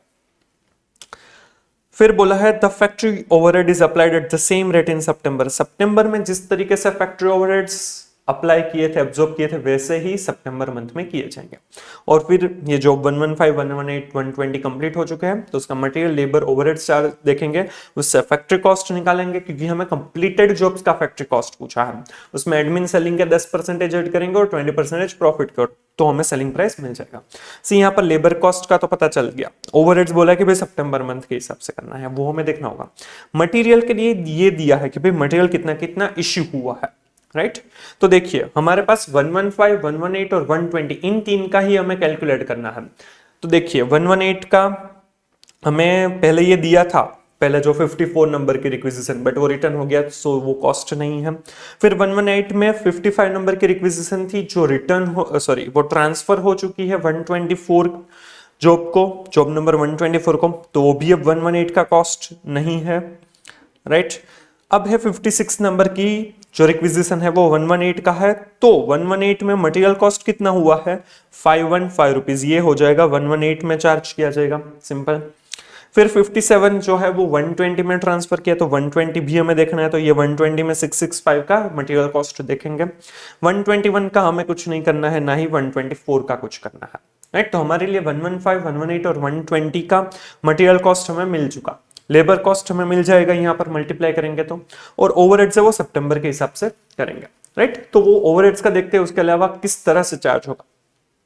तो पहले तो ये सारा जो सितंबर मंथ का है वो सब कुछ कंसिडर किया जाएगा, उसमें अक्टूबर मंथ का भी ऐड करते जाएंगे हम, right, material, labour and overheads, right.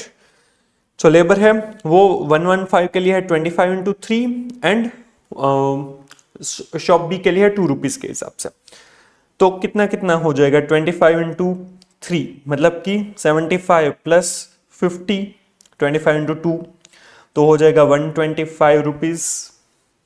फिर 118 में शॉप ए के अंदर 90 आवर्स इंटू 3 तो हो जाएगा 180, और 30 आवर्स इंटू 2 शॉप बी के लिए तो वो हो जाएगा 60, तो 180 प्लस 60 हो जाएगा 240, और 120 उसमें 75 आवर्स इंटू ₹3 करेंगे हम, तो 75 इंटू 3 करेंगे तो हो जाएगा 225, plus 10 hours in shop B into ₹2 तो हो जाएगा ₹20, तो हो जाएगा 245। ये हमारा लेबर कॉस्ट होगा जॉब 115, 118 और 120 के लिए for the month of October, right.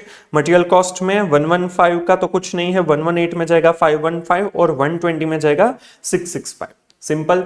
चलिए ये चीजें हम आंसर में देख लेते हैं कि किस तरह से उन्होंने प्रेजेंट किया है। फिर हम ओवरहेड्स का कंसिडर करते हैं।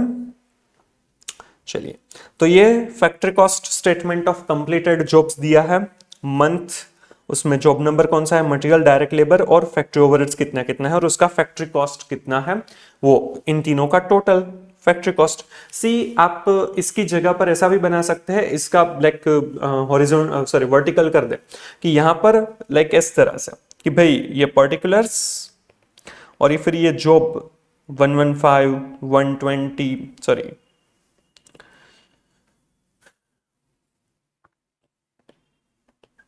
118 और 120, उसमें कितना मटेरियल गया, उसमें कितना लेबर गया, उसमें कितना फैक्ट्री ओवरहेड्स गया, तो मिल जाएगा फैक्ट्री कॉस्ट। फिर इसी में हम एडमिन सेलिंग तो मिल जाएगा टोटल कॉस्ट, इसी में हम प्रॉफिट ऐड कर दे तो मिल जाएगा सेलिंग प्राइस। तो इस तरीके से भी आप कर सकते हैं, ये मेरे हिसाब से इजी हो जाएगा। हाँ डेफिनेटली मटेरियल लेबर ओवरहेड्स में हमें सितंबर और अक्टूबर दोनों का करना रहेगा ताकि ज्यादा क्लैरिफिकेशन मिले, सिंपल मिले, या फिर आप ब्रैकेट में भी टोटल दिखा सकते हैं, राइट। बट उन्होंने यहाँ पर फैक्ट्री कॉस्ट अलग से निकाला है और फिर जाकर उन्होंने इनवॉइस प्राइस निकाली है। बट मेरे हिसाब से एक ही स्टेटमेंट में आपका पूरा आंसर आ सकता है, जो बेटर प्रेजेंटेशन और इजी हो जाएगा। चलिए इन्होंने जिस तरह से किया वो देख लेते हैं। पहले सितंबर मंथ का, पहले ये जॉब नंबर 115 का, फिर 118 और 120 का निकाला है। 115 में जो सितंबर मंथ का तो जो एज इट इज क्वेश्चन में दिया है वही लिखा है। Material 1325, direct labour 800 and overhead 640, तो 2765। वैसे ही सितंबर मंथ का 118 में लिख दिया है 810, 500, 400, 1710। और सितंबर मंथ का 120 जॉब, 120 नंबर जॉब में 765, 475, 380, टोटल 1620। अब मटेरियल कॉस्ट है तो वो 115 में कुछ नहीं था तो 0, 118 में था 515 और 120 में था 665, सिंपल वो लिख दिया। फिर लेबर कॉस्ट का हमने कैलकुलेट किया है 125, 330 और 245। 330 ही किया था ना, वो क्या था इसमें गलत हुआ? ओके सॉरी, माय मिस्टेक, यहाँ पर ये 90 इंटू 3 है वो 270 होगा, सॉरी। ये जो जॉब नंबर 118 है उसमें 90 आवर्स है इंटू 3 रुपीज, तो वो 270 होगा। 270 प्लस 60 तो वो 330 होगा, सॉरी। हाँ ये सारी चीजें ऐसी छोटी छोटी मिस्टेक्स ध्यान में रखिएगा, एग्जाम में भी जल्दी जल्दी में ऐसा हो जाता है और उस वजह से मार्क्स कट जाता है। तो क्लेरिकल मिस्टेक्स ना हो तो वो खास ध्यान में रखिएगा, सॉरी फॉर माय मिस्टेक। सो ये 330, 125, 330 एंड 245। चलिए फिर ओवरहेड्स, अब ओवरहेड्स कैसे हैं वो हम समझते हैं। चलिए हमें बोला है कि भाई सितंबर मंथ में जिस तरह से ओवरहेड चार्ज किया है वैसे ही आपको अक्टूबर मंथ के लिए भी चार्ज करना है। अब सितंबर मंथ में कौन से बेसिस पर ओवरहेड चार्ज किए है वो देखते हैं। सी ओवरहेड जो है वो या तो material cost, labour cost, prime cost, labour hours, machine hours या फिर यूनिट ऑफ प्रोडक्शन के बेसिस पर हो सकता है। यहाँ पर यूनिट ऑफ प्रोडक्शन तो एक एक ही है, राइट, हर एक जॉब एक मानी जाती है। बट यहाँ पर देखिए फैक्ट्री ओवरहेड्स है वो चेंज हो रहा है, 640, 400, 380, तो ये फिक्स्ड नहीं है, ये यूनिट्स के बेसिस पर नहीं है। मशीन आवर्स हमें नहीं दे रखी है तो उसे भी हम कंसिडर नहीं करेंगे, राइट। अब हमारे पास है मटेरियल कॉस्ट है तो उसके बेसिस पर हो सकता है, लेबर कॉस्ट के बेसिस पर हो सकता है, लेबर आवर्स के बेसिस पर हो सकता है, प्राइम कॉस्ट हो सकता है। बट अगर देखते हैं कि मटेरियल कॉस्ट में कितना आ रहा है, यहाँ पर हमारा फैक्ट्री ओवरहेड्स अगर हम चार्ज करेंगे तो देखना होगा कि तीनों की तीनों जॉब में कौन से बेसिस के हिसाब से हमारा जो रेट है वो सेम आता है। वो कैसे करेंगे देखते हैं। चलिए अगर मटेरियल कॉस्ट को कंसिडर करना है कि अगर मटेरियल कॉस्ट के बेसिस पर हुआ है या नहीं, तो क्या देखना होगा कि भाई total factory overheads upon material cost into 100। तो इस केस में तीनों ही जॉब के अंदर रेट आपका जो आएगा परसेंटेज वो सेम आना चाहिए। तो करिए 640 अपॉन 1325, 640 अपॉन 1325 इंटू 100, तो कितना आता है मटेरियल कॉस्ट के हिसाब से देखेंगे तो 48.30%। फिर जॉब 118 के लिए देखेंगे तो 400 डिवाइड बाई 810 इंटू 100, तो वो आ रहा है 49.38। मतलब कि ये मटेरियल कॉस्ट के बेसिस पर नहीं है, दो में ही सेम नहीं आ रहा है तो वो डेफिनेटली हमारे लिए रिलेवेंट नहीं है, राइट। तो ये मटेरियल कॉस्ट के बेसिस पर था तो ये हमारे लिए काम का नहीं है। अब डायरेक्ट आवर्स के बेसिस पर करते हैं, लेबर आवर्स के बेसिस पर। वो कैसे करेंगे, ओवरहेड्स अपॉन लेबर आवर्स, तो उससे लेबर आवर के बेसिस पर रेट मिल जाएगा। तो 640 डिवाइड बाई 400 तो हो जाएगा 1.6 रुपीज हो जाएगा पर आवर, लेबर आवर के 1.6 रुपीज। अब 118 में देखते हैं 400 डिवाइड बाई 250, अगेन 1.6 ये हो सकता है। और 120 में देखते हैं 380 डिवाइड बाई 300, तो ये हो रहा है 1.26। तो ये भी हमारा रिलेवेंट बेस नहीं है क्योंकि तीनों में सेम रेट नहीं आ रहा है। अब देखते हैं मटेरियल लेबर कॉस्ट के बेसिस पर। सी मैंने चार बेस हो सकते हैं ऐसा बोला, material cost, labour cost, prime cost और लेबर आवर्स, क्योंकि मशीन आवर्स नहीं दे रखे थे इसीलिए मशीन आवर्स नहीं होगा। और यूनिट्स सेम है बट टोटल कॉस्ट सेम नहीं है तो भी वो नहीं हो सकता है। तो मटेरियल कॉस्ट, लेबर कॉस्ट भी लेबर आवर्स और मटेरियल कॉस्ट भी नहीं हो सकता है, वो हमने देखा क्योंकि तीनों ही जॉब्स में वो सेम रेट हमें नहीं मिल रहा है। तो अब हमारे पास ऑप्शन है लेबर कॉस्ट और प्राइम कॉस्ट। सी मटेरियल कॉस्ट के हिसाब से सेम नहीं आ रहा है तो प्राइम कॉस्ट के हिसाब से भी सेम नहीं आएगा, राइट। तो अब लेबर कॉस्ट ही होना चाहिए, देखते हैं है कि नहीं। इसमें क्या करेंगे, total factory overheads upon labour cost into 100, तो 640 डिवाइड बाय 800 इनटू 100, तो ये हो जाएगा 80% ऑफ लेबर कॉस्ट। फिर है 400 डिवाइड बाय 500, 118 के लिए इनटू 100, तो हो जाएगा 80% अगेन। एंड थर्ड जॉब 120 में है 380 डिवाइड बाय 475 इंटू 100, अगेन 80%। तो हमें फैक्ट्री ओवरहेड्स के बेसिस पर करना है 80% ऑफ लेबर कॉस्ट। ये फैक्ट्री ओवरहेड्स है वो 80% ऑफ लेबर कॉस्ट के बेसिस पर एब्जॉर्ब किए जाएंगे। ये इंपॉर्टेंट पॉइंट है, इसमें गलती होने के चांसेस है। सारे के सारे बेसिस आपको चेक करने रहेंगे, भले ही वो आप आंसर में नहीं लिखे चलेगा, बट कौन सा बेसिस लिया है वो आपको दिखाना जरूरी है, राइट। तो 80% ऑफ लेबर कॉस्ट है वो हम चार्ज करेंगे एज अ फैक्ट्री ओवरहेड्स। और यहाँ पर इनडायरेक्ट लेबर कॉस्ट जितना भी हमें इनडायरेक्ट लेबर आवर्स दे रखी थी, राइट, वो सब कुछ इस ओवरहेड्स में चार्ज कर दिया है, वैसा मान लेंगे। सी यहाँ पर assumption भी लिखा है कि indirect labour cost have been included in the factory overheads which has been recovered as 80% of the labour cost, right. चलिए, तो हमारा जो इस मंथ अक्टूबर मंथ का लेबर कॉस्ट है उसका 80% करेंगे। तो जॉब 115 में 125 रुपीज का लेबर कॉस्ट था, उसका 80% दैट इज 100 रुपीज। फिर सब जॉब 118 में 330 का लेबर कॉस्ट हुआ था तो उसका 80% तो 264। और जॉब 120 में 245 का लेबर कॉस्ट हुआ था अक्टूबर मंथ में तो उसका 80% 196। तो इनसे हमें अक्टूबर मंथ का भी टोटल कॉस्ट मिल जाएगा मटेरियल लेबर ओवरहेड का 115 का हो रहा है 225, और उस वजह से 115 का टोटल फैक्ट्री कॉस्ट है 2990। फिर 118 का हो रहा है 1109 अक्टूबर मंथ का टोटल कॉस्ट, और उस वजह से टोटल कॉस्ट ऑफ जॉब हो रहा है for completed job 2819 factory cost. और सितंबर और अक्टूबर का 120 नंबर की जॉब में टोटल कॉस्ट हो रहा है 1620 एंड 1106, तो हो जाएगा 2726। तो उस वजह से यहां पर फैक्ट्री कॉस्ट आ गया 2990, 2819 एंड 2726 यहां से ही लिया हुआ है, राइट। फिर उसमें 10% of admin selling overheads add करेंगे 299, 281.9 एंड 272.6, तो टोटल कॉस्ट मिल जाएगा। उसमें 20% ऑफ कॉस्ट है वो एज अ प्रॉफिट ऐड किया जाएगा, तो मिल जाएगा selling price, invoice price. Simple.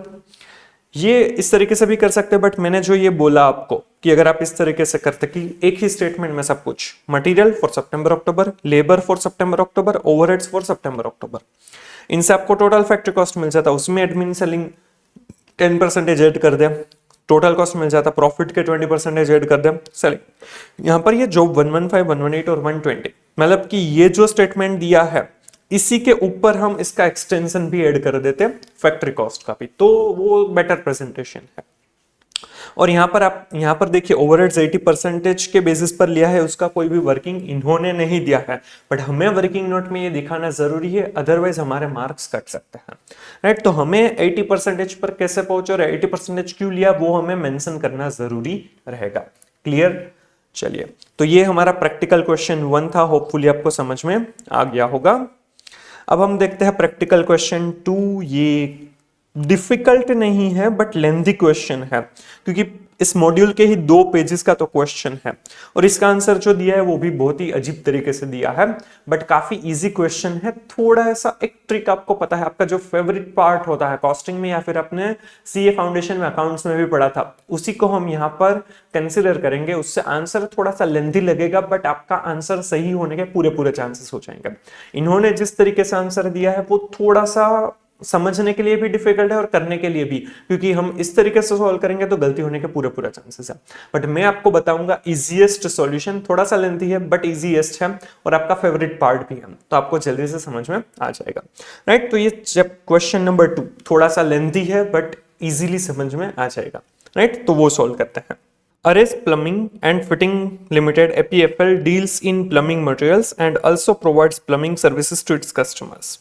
ये जो APFL है वो प्लमिंग सर्विसेज देते हैं, ये मटेरियल्स भी सेल करते हैं और प्लमिंग की फिटिंग्स वगैरह भी करते हैं.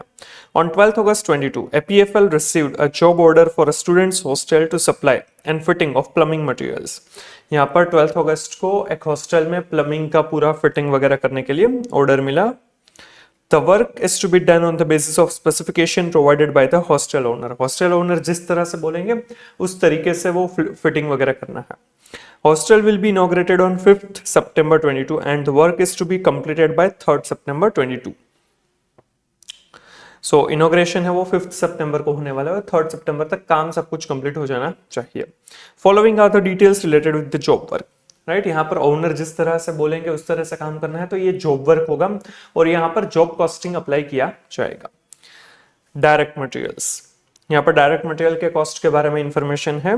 APFL uses a weighted average method for the pricing of material issues. यहाँ पर मटेरियल इश्यू के लिए वेटेड एवरेज मेथड का यूज किया जाता है. Weighted average method in detail हमने चैप्टर 2 मटेरियल कॉस्ट के साथ समझी हुई है. प्लस ये चीज आपने CA फाउंडेशन में इन्वेंटरी जो चैप्टर होता है अकाउंट्स में, उसमें भी आपने ये पढ़ा होगा वेटेड एवरेज मेथड के हिसाब से इन्वेंटरी वैल्यूएशन करना. तो यहाँ पर इश्यू जो होगा वो वेटेड एवरेज मेथड, मतलब कि जो भी अलग अलग अमाउंट पर परचेस किया उसमें से वेटेड एवरेज, उसकी जो क्वांटिटी और प्राइस का वेट है उसके अकॉर्डिंगली वेटेड एवरेज प्राइस जो आएगी उस अमाउंट पर इश्यू किया जाएगा, उस अमाउंट पर इन्वेंटरी वैल्यूएशन किया जाएगा. ओपनिंग स्टॉक दे रखा है of material as on 12th August. 15 mm GI pipe 12 units of 15 feet size at rupees 600 each. 20 mm GI pipe 10 units of 15 feet size at rupees 660 each. Other fitting material 60 units at rupees 26 each. Stainless steel facet 6 units at rupees 204 each. Valve 8 units at rupees 404 each. यहाँ पर हमें अलग अलग materials दिए हुए हैं, 5 material हैं. ये 15 mm GI pipe, 20 mm GI pipe, other fitting material, stainless steel facet and valve. इनका ओपनिंग स्टॉक दिया हुआ है 12th अगस्त को, जब से ये जॉब हमें स्टार्ट करना है. परचेजेस दिए हैं ड्यूरिंग दिस पीरियड, कितना कितना परचेज हुआ है. ऑन 16th अगस्त को कुछ मटेरियल परचेज किए, ऑन 18th अगस्त को किया है, ऑन 27th अगस्त को किया है. Issues for the hostel job, ये हॉस्टल जॉब है उसके लिए कितना इश्यू हुआ है मटेरियल वो हमें दिया है. 12th अगस्त को कुछ इश्यू हुआ है, 17th अगस्त को कुछ इश्यू हुआ है, 28th अगस्त को कुछ इश्यू हुआ है और 30th अगस्त को कुछ इश्यू हुआ है.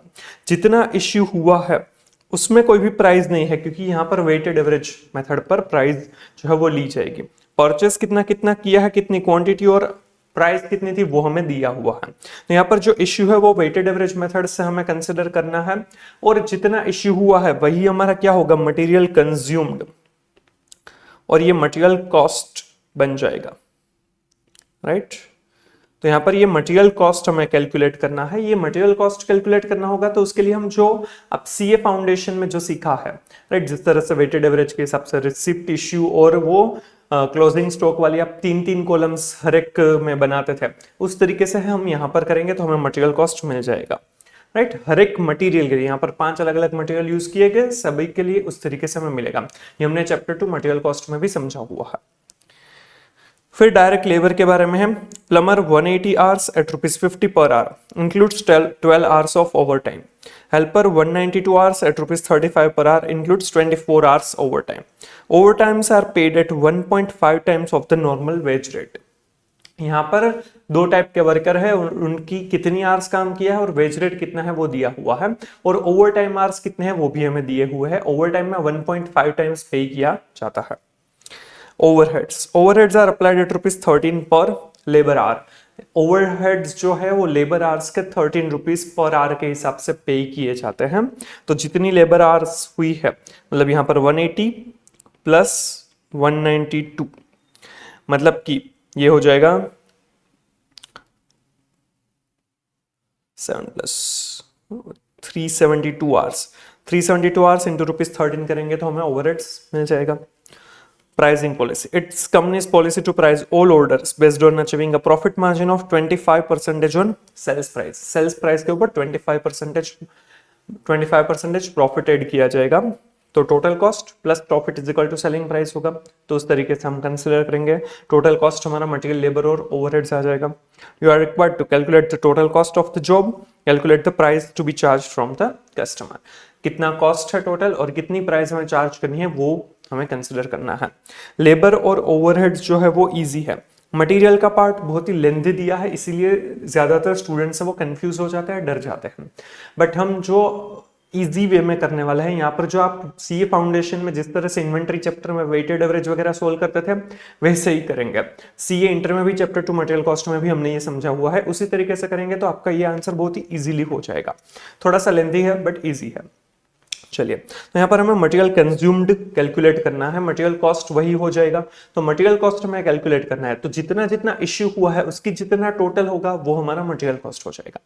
पर हमारा जो क्वेश्चन में आंसर पूछा है वो टोटल कॉस्ट और हमें सेल्स प्राइस पूछा है, राइट। तो इसका आंसर हम किस तरह से करेंगे, प्रैक्टिकल क्वेश्चन 2 है ये। तो हमें यहाँ पर हमारा दोनों ही आंसर एक ही टेबल में हो जाएगा। Total cost and sales for the job, उसमें हम 2 कॉलम्स बनाएंगे, particulars and rupees.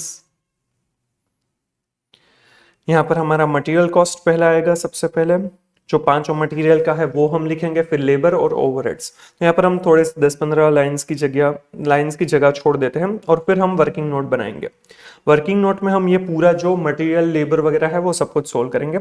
Material cost, और मटेरियल कॉस्ट जो है वो आपको कौन सा लेना है, कितना मटेरियल इश्यू हुआ है फॉर दिस जॉब। यहाँ पर कोई रिटर्न वगैरह नहीं हो रहा है, तो जितना इश्यू हुआ वही क्या हो जाएगा, मटेरियल कॉस्ट। और इसके लिए हम जो सीए फाउंडेशन में इन्वेंटरी में आप जिस तरह से क्लोजिंग स्टॉक निकालते थे वेटेड एवरेज करके, वही तरीके से, और जो आप सीए इंटर में मटेरियल कॉस्ट में हमने निकाला हुआ है उसी तरीके से हम यहाँ पर सोल्व करेंगे, रिसिप्ट, इश्यू और क्लोजिंग स्टॉक की कॉलम्स बनाकर, राइट। तो वो कॉलम्स बनाता है। सबसे पहले यहाँ पर डेट्स दे रखी है तो डेट्स भी लिखते हैं, फिर रिसिप्ट जो मटेरियल रिसीव हुआ है, उसमें 3 सब कॉलम्स रहेगी। कौन से रहती है, क्वांटिटी, रेट और अमाउंट। तो क्वांटिटी, रेट, जो भी प्राइस पर परचेस करते हैं, एंड उसका अमाउंट जो होता है, दोनों का मल्टीप्लिकेशन करके जो रुपीस आएंगे। फिर इश्यू, कितनी अमाउंट पर इश्यू किया जाता है, उसमें भी क्वांटिटी। ये इश्यू जो है वो वेटेड एवरेज पर किया जाएगा, उसका रेट और रुपीस। और फिर क्लोजिंग स्टॉक, उसमें भी क्वांटिटी, रेट एंड रुपीस। तो ये 9 कॉलम्स रिसिप्ट, इश्यू और क्लोजिंग स्टॉक की होगी, और एक डेट की।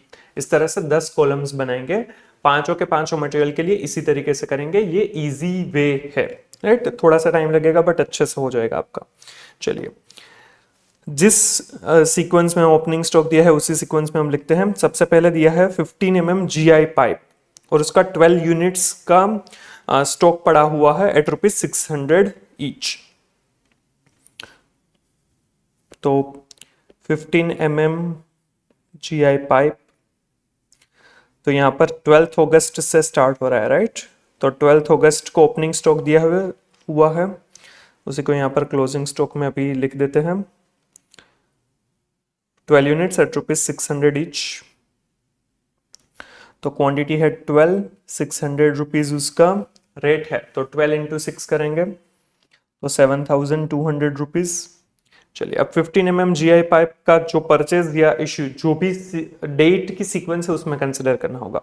परचेज किया हुआ है 16 अगस्त को पहली बार, उसमें 15 mm GI पाइप तो नहीं है, और 12 अगस्त को सबसे पहले इश्यू किया है। 12 अगस्त को इश्यू में 15 mm GI पाइप नहीं हुआ है। 16 अगस्त को फिर परचेज हुआ है, उसमें 15 mm GI पाइप नहीं है। फिर 17 अगस्त को इश्यू हुआ है, उसमें है 15 mm GI पाइप, 8 यूनिट्स का है, 8 यूनिट्स इश्यू किए गए हैं। तो ये हम रिकॉर्ड करेंगे। 17 अगस्त को इश्यू हुआ है, इश्यू वाले में क्वांटिटी लिखेंगे 6 यूनिट्स था, राइट, सॉरी 8 यूनिट्स है। सो 8 यूनिट्स यहाँ पर हम लिखेंगे और उसका रेट सी 600 में ही वो था, तो 600 पे ही वो इश्यू किया जाएगा, कोई भी परचेस नहीं हुआ है। सो 8 यूनिट्स एट 600 रुपीज तो हो जाएगा 4800। तो अब क्लोजिंग स्टॉक में कितना बचेगा, 4 यूनिट्स एट 600 रुपीज, तो वो हो जाएगा 2400। सिंपल। चलिए फिर 17 अगस्त के बाद 18 अगस्त तब परचेस किया है, बट 18 अगस्त को 15 mm GI पाइप परचेस नहीं किया है। फिर 28 अगस्त को इश्यू हुआ है, 27 अगस्त को परचेस किया है, 27 अगस्त में 15 mm GI पाइप परचेस किया है 35 यूनिट्स एट ₹628 ईच। तो 27 अगस्त को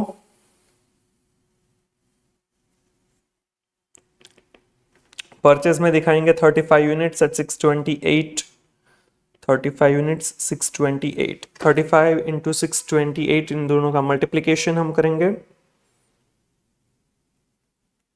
तो हो जाएगा 21,980 रुपीज। अब 27 अगस्त को कुछ भी इश्यू नहीं किया गया है, तो इश्यू वाले कॉलम में डैश, और अब जो स्टॉक हो जाएगा वो क्वांटिटी कितनी हो जाएगी, 4 and 35, तो हो जाएगा 39। अब वेटेड एवरेज में हमें ये ध्यान में रखना है कि यहाँ पर जो अमाउंट का टोटल है दैट इज 2400 और 21980, उन दोनों का टोटल पहले कर दिया जाता है, 21980 प्लस 2400, तो हो जाता है 24,380। और ये जो रेट है वो इस तरीके से निकाला जाता है कि total amount divide by total quantity. तो 24,380 डिवाइड बाय 39 यूनिट्स हमारे जो है उनसे डिवाइड करेंगे तो हो जाएगा 625.13 रुपीज, राइट। तो इस तरीके से कैलकुलेट किया जाता है वेटेड एवरेज जब भी होता है, उसमें जो क्लोजिंग स्टॉक में आपके पास ऑलरेडी अवेलेबल अमाउंट है प्लस जो परचेस किया उसकी दोनों की अमाउंट का टोटल यहां पर लिख दिया जाएगा क्लोजिंग स्टॉक के टोटल अमाउंट में, क्वांटिटी का भी क्लोजिंग स्टॉक में जितना स्टॉक पड़ा है प्लस जो परचेस किया उन दोनों का टोटल भी लिख लिया जाएगा। फिर जो अमाउंट है उसको क्वांटिटी से डिवाइड कर देंगे तो हमें वेटेड एवरेज रेट मिल जाएगा। अब जो भी इश्यू होगा वो ये इस प्राइस पर होगा, अगर अब जो इश्यू होगा वो 625.13 रुपीज पर इश्यू किया जाएगा। क्लियर। चलिए, तो 27 अगस्त को परचेस किया था वो ऑलरेडी हमने लिख दिया। अब 28 अगस्त को वो इश्यू कर रहे हैं 15 mm GI pipe, 10 units issue किया जा रहा है, तो वो लिखेंगे हम 28 अगस्त को 10 यूनिट्स इश्यू हो रहे हैं और वो वेटेड एवरेज रेट पर होंगे दैट इज 625.13। तो 625.13 इंटू 10 करेंगे तो वो हो जाएगा 6251। यहाँ पर 0.3 इग्नोर कर सकते हैं। तो अब 10 यूनिट्स निकल गए तो अब 29 यूनिट्स बचेंगे और उसका weighted average rate as it is रहेगा, इसका मल्टीप्लिकेशन करना होगा इंटू 29, या फिर इस तरह से कर सकते हैं, या फिर 24,380 में से आप माइनस कर सकते हैं 24,380 माइनस 6251, तो 18129। सी यहाँ पर हमें क्लोजिंग स्टॉक से हमें कोई लेना देना नहीं है, हमारा पर्पस जो है वो इश्यू का जो रुपीज वाला कॉलम है वो हमारे लिए इंपॉर्टेंट है, राइट। फिर 28 अगस्त को जो इश्यू हुआ उसके बाद कोई परचेस तो नहीं है, 30 अगस्त को इश्यू हो रहा है बट उसमें 15 mm GI पाइप नहीं है, तो यहाँ पर हमारा 15 mm GI पाइप वाला जो पार्ट है वो कंप्लीट हो जाता है। तो 15 mm GI पाइप में इश्यू अमाउंट जो है इश्यू के रुपीज वाली कॉलम है उसका हमें टोटल करना होगा, वो हमारा टोटल कॉस्ट होगा 4800 प्लस 6251 दैट इज 11,051। तो यहाँ पर जो मटेरियल वाला हमने जो ऊपर मेन हमारा आंसर है उसमें मटेरियल में 15 mm GI पाइप जो है उसका टोटल कॉस्ट कितना होगा 11,051 रुपीज, राइट। समझ में आ रहा है। अब दूसरा मटेरियल देखते हैं, वो है 20 mm GI पाइप, उसका ओपनिंग स्टॉक पड़ा है 10 यूनिट्स एट 660 ईच, तो अब वो लिखते हैं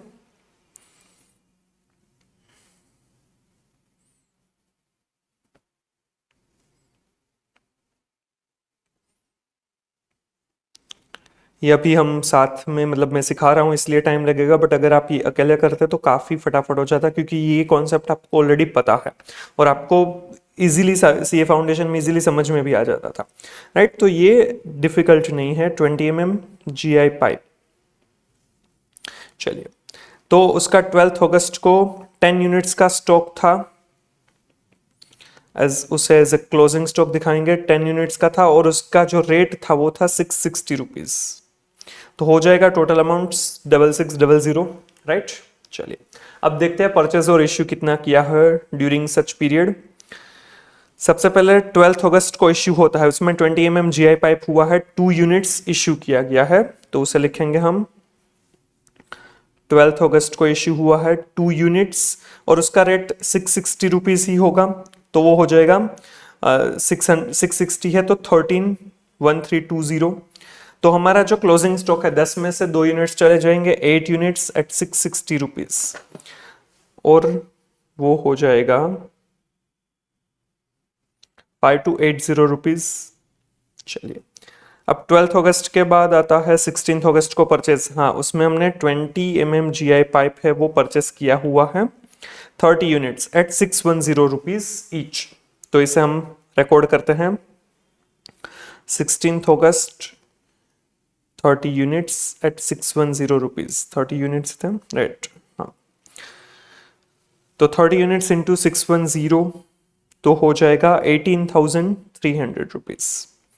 इश्यू में कुछ नहीं है। अब इसका क्लोजिंग स्टॉक मैंने आपको बताया था कि भाई पहले क्वांटिटी का टोटल कर लीजिए, 8 क्लोजिंग स्टॉक और 30 परचेस किया तो टोटल हो जाएगा 38। फिर अमाउंट का टोटल कर लीजिए, 5280 क्लोजिंग स्टॉक का था और 18,300 जो है वो अभी हमने परचेस किया, तो उन दोनों का टोटल हो जाएगा 23,580 रुपीज।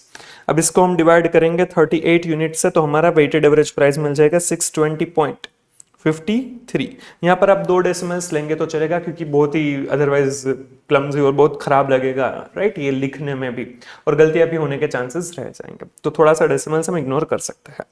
चलिए, तो वेटेड एवरेज में यही है कि वेटेड एवरेज प्राइस आपकी कब चेंज होगी, जब भी कुछ परचेस किया जाएगा, जब भी परचेस करेंगे तो वेटेड एवरेज प्राइस चेंज होगी। इश्यू की वजह से वेटेड एवरेज प्राइस चेंज नहीं होती है, राइट। चलिए अब 16 अगस्त के बाद 17 अगस्त को इश्यू होता है, बट उसमें 20 GI पाइप नहीं इश्यू किया है। फिर 18 अगस्त को परचेस होता है, बट उसमें भी 20 GI पाइप नहीं है। फिर 27 अगस्त को परचेस किया है, उसमें 20 GI पाइप है, 20 यूनिट्स एट रुपीज 660 ईच। 27 अगस्त को परचेस किया है 20 यूनिट्स एट 660 ईच। तो 20 इंटू 660 तो हो जाएगा 13,200 रुपीज। इश्यू कुछ नहीं है। अब टोटल 38 ऑलरेडी था, 20 यूनिट्स हमने परचेस किए, टोटल हो जाएंगे 58।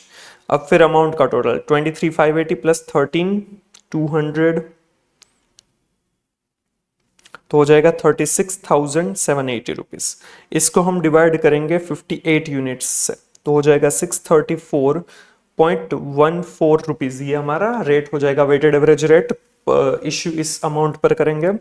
चलिए फिर 27 अगस्त के बाद है 28 अगस्त, उसको इश्यू किया है 20 GI पाइप, 2 यूनिट्स इश्यू किए गए हैं, तो उसे रिकॉर्ड करते हैं 28 अगस्त 2 यूनिट्स और उसका जो रेट है वो है 634.14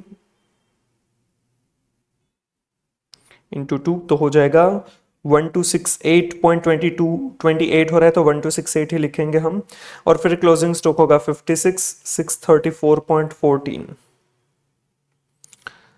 तो उसका टोटल हो जाएगा 35,512, राइट। चलिए फिर 28 अगस्त के बाद कोई परचेस तो नहीं हो रहा है, इश्यू हो रहा है 30 अगस्त को, बट 20 GI पाइप नहीं किया है। अब हम इश्यू जितना किया है उसका टोटल करेंगे 1320 प्लस 1268 तो इसका टोटल हो जाएगा 2588 और ये हमारा मटेरियल कॉस्ट हो जाएगा 20 GI पाइप का। यहाँ पर हम लिख देंगे, यहाँ पर वर्किंग नोट का रेफरेंस मटेरियल में ही दे देंगे 20 GI पाइप 2588। चलिए अब इसके बाद थर्ड मटेरियल कौन सा है हमारा, अदर फिटिंग मटेरियल्स है और उसका स्टॉक है 60 यूनिट्स एट 26 रुपीज ईच। तो अब हम नया हेडिंग देते हैं other fitting materials.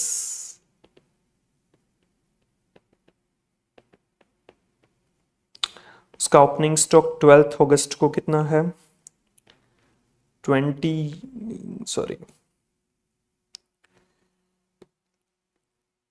units at 26 rupees each.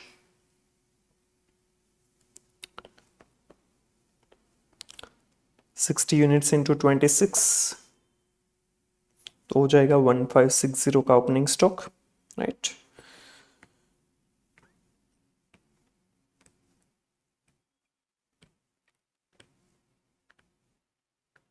चलिए अब इसका परचेस 12 अगस्त को सबसे पहले हो रहा है issue, other fitting materials issue हुआ है, 18 यूनिट्स इश्यू हुआ है। चलिए तो इसका रिकॉर्ड कर देते हैं। 12 अगस्त को ही इश्यू हुआ है 18 यूनिट्स 26 रुपीज ईच, तो 18 इंटू 26 मतलब 468 रुपीज, और 60 में से 18 जाएंगे तो 42 यूनिट्स रहेंगे एट 26 रुपीज ईच, तो हो जाएगा 1092 रुपीज, राइट।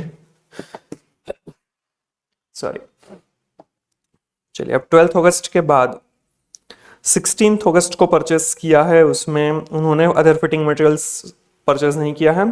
फिर 17 अगस्त को इश्यू किया है, हाँ उसमें अदर फिटिंग मटेरियल से 30 यूनिट्स, तो 16 अगस्त को उसने इश्यू किया है अदर फिटिंग मटेरियल्स 30 यूनिट्स, और वो भी 26 रुपीज ईच हो जाएगा, तो 30 इंटू 26 दैट इज 780 रुपीज। अब रहेंगे 12 units of other fitting materials और उसकी अमाउंट होगी 312, राइट। चलिए अब 17 अगस्त था, मैंने डेट लिखने में गलती कर दी, 17 अगस्त को। चलिए 17 अगस्त के बाद उन्होंने 18 अगस्त को परचेस किया है other fitting materials 150 units at 28 rupees each.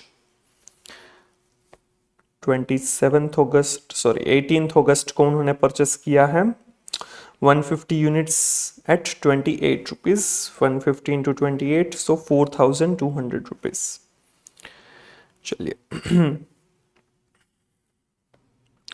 फिर 18 अगस्त के बाद 27 अगस्त है, उस टाइम पर परचेस नहीं किया है। 28 अगस्त को इश्यू किया है अदर फिटिंग मटेरियल्स 34 यूनिट्स।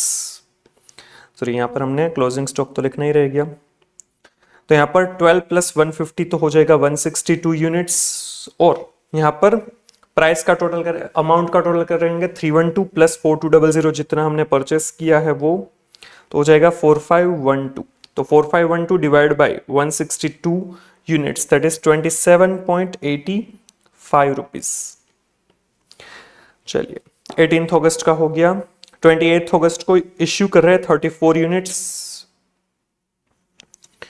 28 अगस्त को इश्यू कर रहे हैं 34 यूनिट्स, और वो होगा 27.85 रुपीज पर, तो 34 इंटू 27.85 हो जाएगा 946.9 हो रहा है, तो 947 रुपीज लिखते हैं हम, और उसको 4512 उसमें से माइनस करेंगे तो हो जाएगा 3565 रुपीज।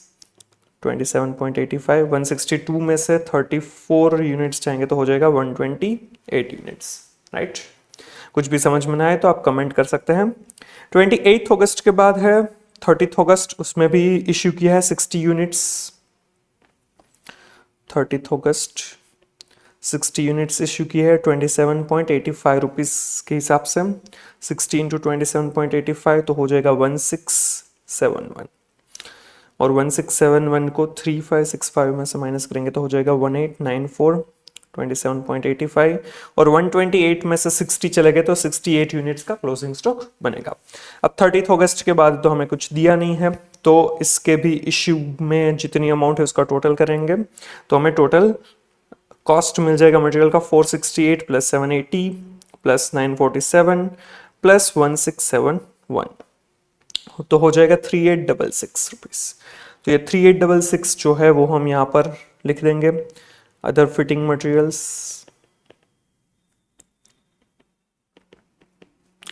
3866। चलिए अब हमारा जो फोर्थ मटेरियल दिया है वो है स्टेनलेस स्टील फसेट 6 यूनिट्स है 204 रुपीज के ओपनिंग स्टॉक में, तो वो हम लिखते हैं अब स्टेनलेस स्टील फसेट 12 अगस्त को हमें ओपनिंग स्टॉक दिया हुआ है 6 यूनिट्स थे ना I think 6 units at 204 rupees each, तो वो हो जाएगा 6 इंटू 204 दैट इज 1224। चलिए अब देखते हैं इसका परचेज और इश्यू कितना हुआ है। उसके पहले थोड़ी सी कॉलम्स,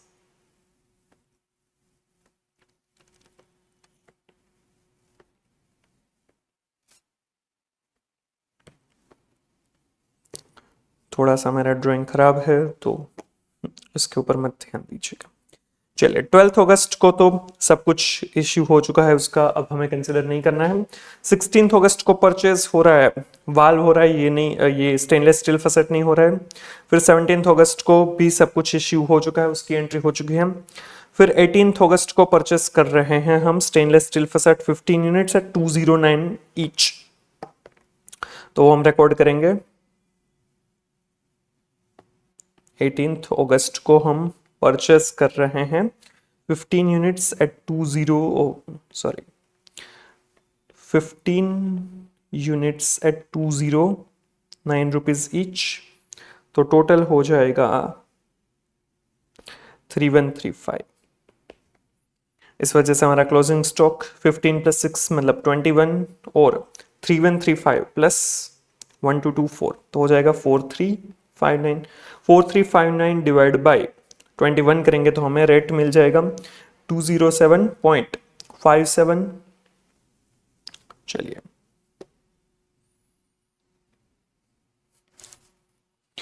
फिर 18 अगस्त के बाद 27 अगस्त को परचेज ये स्टेनलेस स्टील फसेट नहीं किया है। फिर 28 अगस्त को ये इश्यू नहीं किया है। फिर 30 अगस्त को ये इश्यू किया गया है। 15 फसेट्स जो है वो इश्यू किए गए हैं। 30 अगस्त को इश्यू हुआ है 15 यूनिट्स और ये होगा 207.57 रुपीज के हिसाब से, तो 15 इंटू 207.57 तो हो जाएगा 3113.55 है, तो इसको हम 3114 कर सकते हैं। और 21 में से 15 चले गए तो 6 यूनिट्स रहेंगे एट 207.57 राइट, तो अमाउंट हो जाएगी 1245 रुपीज राइट। अब 30 अगस्त के बाद कुछ नहीं दिया है, तो इश्यू में ये जो 3114 है वही क्या है हमारा मटेरियल का कॉस्ट। चलिए तो ये लिख देते हैं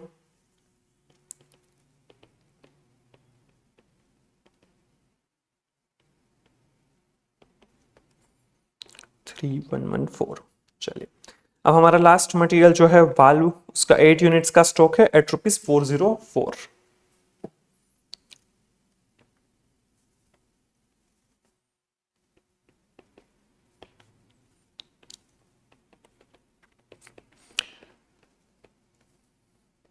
एट यूनिट्स 404 रुपीज ईच, तो ये हो जाएगा 3232 रुपीज का stock.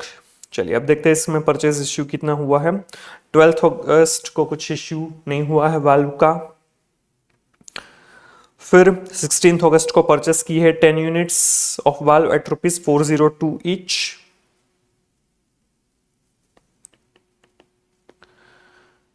Ten units at 402 each, तो हो जाएगा 4020। इश्यू कुछ नहीं हुआ है, टोटल स्टॉक हो जाएगा 18 और टोटल अमाउंट जो है वो हो जाएगी 3232 प्लस 4020, तो 7252।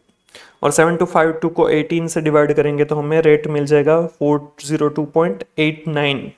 402.89 थोड़ा सा यहाँ पर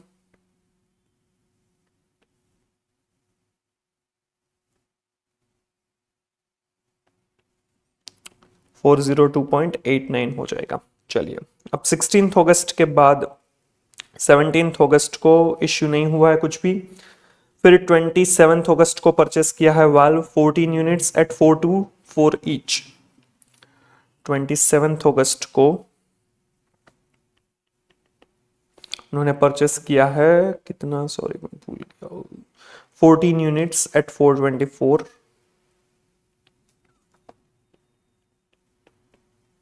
तो 14 इंटू 424 दैट इज 5936 और इश्यू कुछ नहीं हुआ है।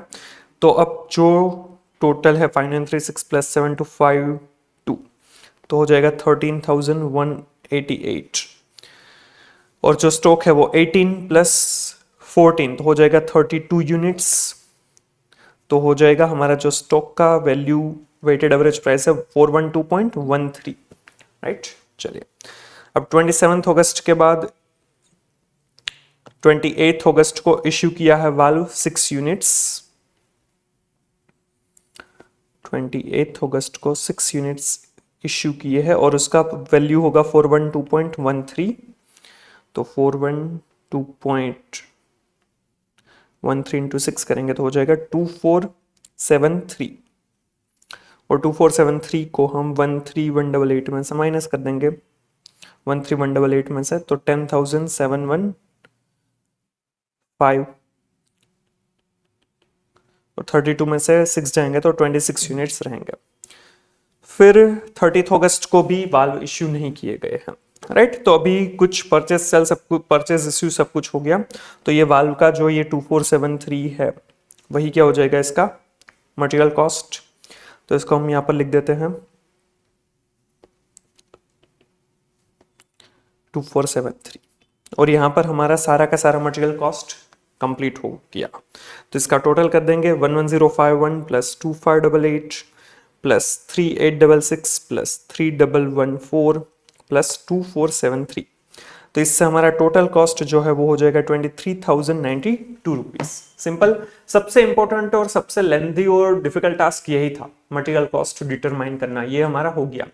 मेथड इजी है ये करना, लेंथी है, इसमें टाइम जा सकता है, बट इसमें गलत होने के चांसेस बहुत कम है क्योंकि ये आपने फाउंडेशन में भी किया है, इंटर में भी किया है और इजी पॉइंट है ये, राइट। बट इससे आपका आंसर सही होने के चांसेस बढ़ जाते हैं, तो इसी हिसाब से करना चाहिए।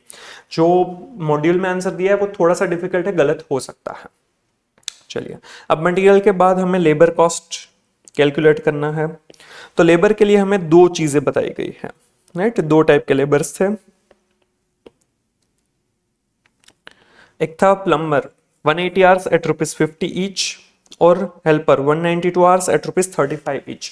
तो ये नॉर्मल वेजेस है, प्लस ओवर टाइम के भी हमें आवर्स दिए गए हैं। ओवर टाइम हम अलग से कैलकुलेट करेंगे। पहले ये प्लम्बर का है 180 hours at ₹50। Plumber 180 hours into ₹50 each, तो 180 इंटू 50 हो जाएगा 9,000 रुपीज। फिर हेल्पर का हमें बताया है, हेल्पर है वो उनके 192 आवर्स थे और उसका रेट कुछ 35 कितना था 35 रुपीज।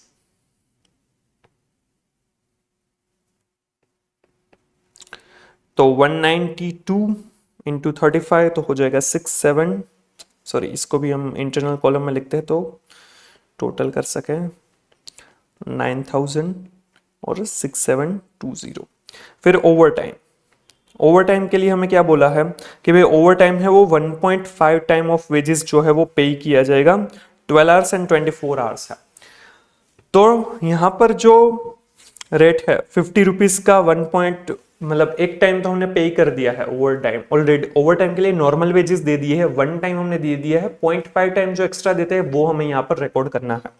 तो 12 आवर्स को हम मल्टीप्लाई करेंगे 50 के आधे, मतलब 0.5 से मल्टीप्लाई करेंगे 25 रुपीज से, और ये 24 आवर्स है उसको 35 के आधे रेट से मतलब कि 17.5 रुपीज से मल्टीप्लाई करेंगे तो हमें total overhead total overtime मिल जाएगा। तो ओवर टाइम होगा 24 आवर्स इंटू ₹25 प्लस गलत लिख दिया मैंने, 12 आवर्स इंटू ₹25 जो प्लम्बर के थे प्लस जो हेल्पर के थे 24 आवर्स इंटू ₹17.5। तो इसका टोटल हो जाएगा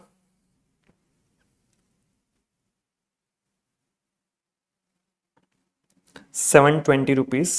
तो हमारा जो टोटल वेजेस कॉस्ट है वो हो जाएगा 16,440 रुपीज। फिर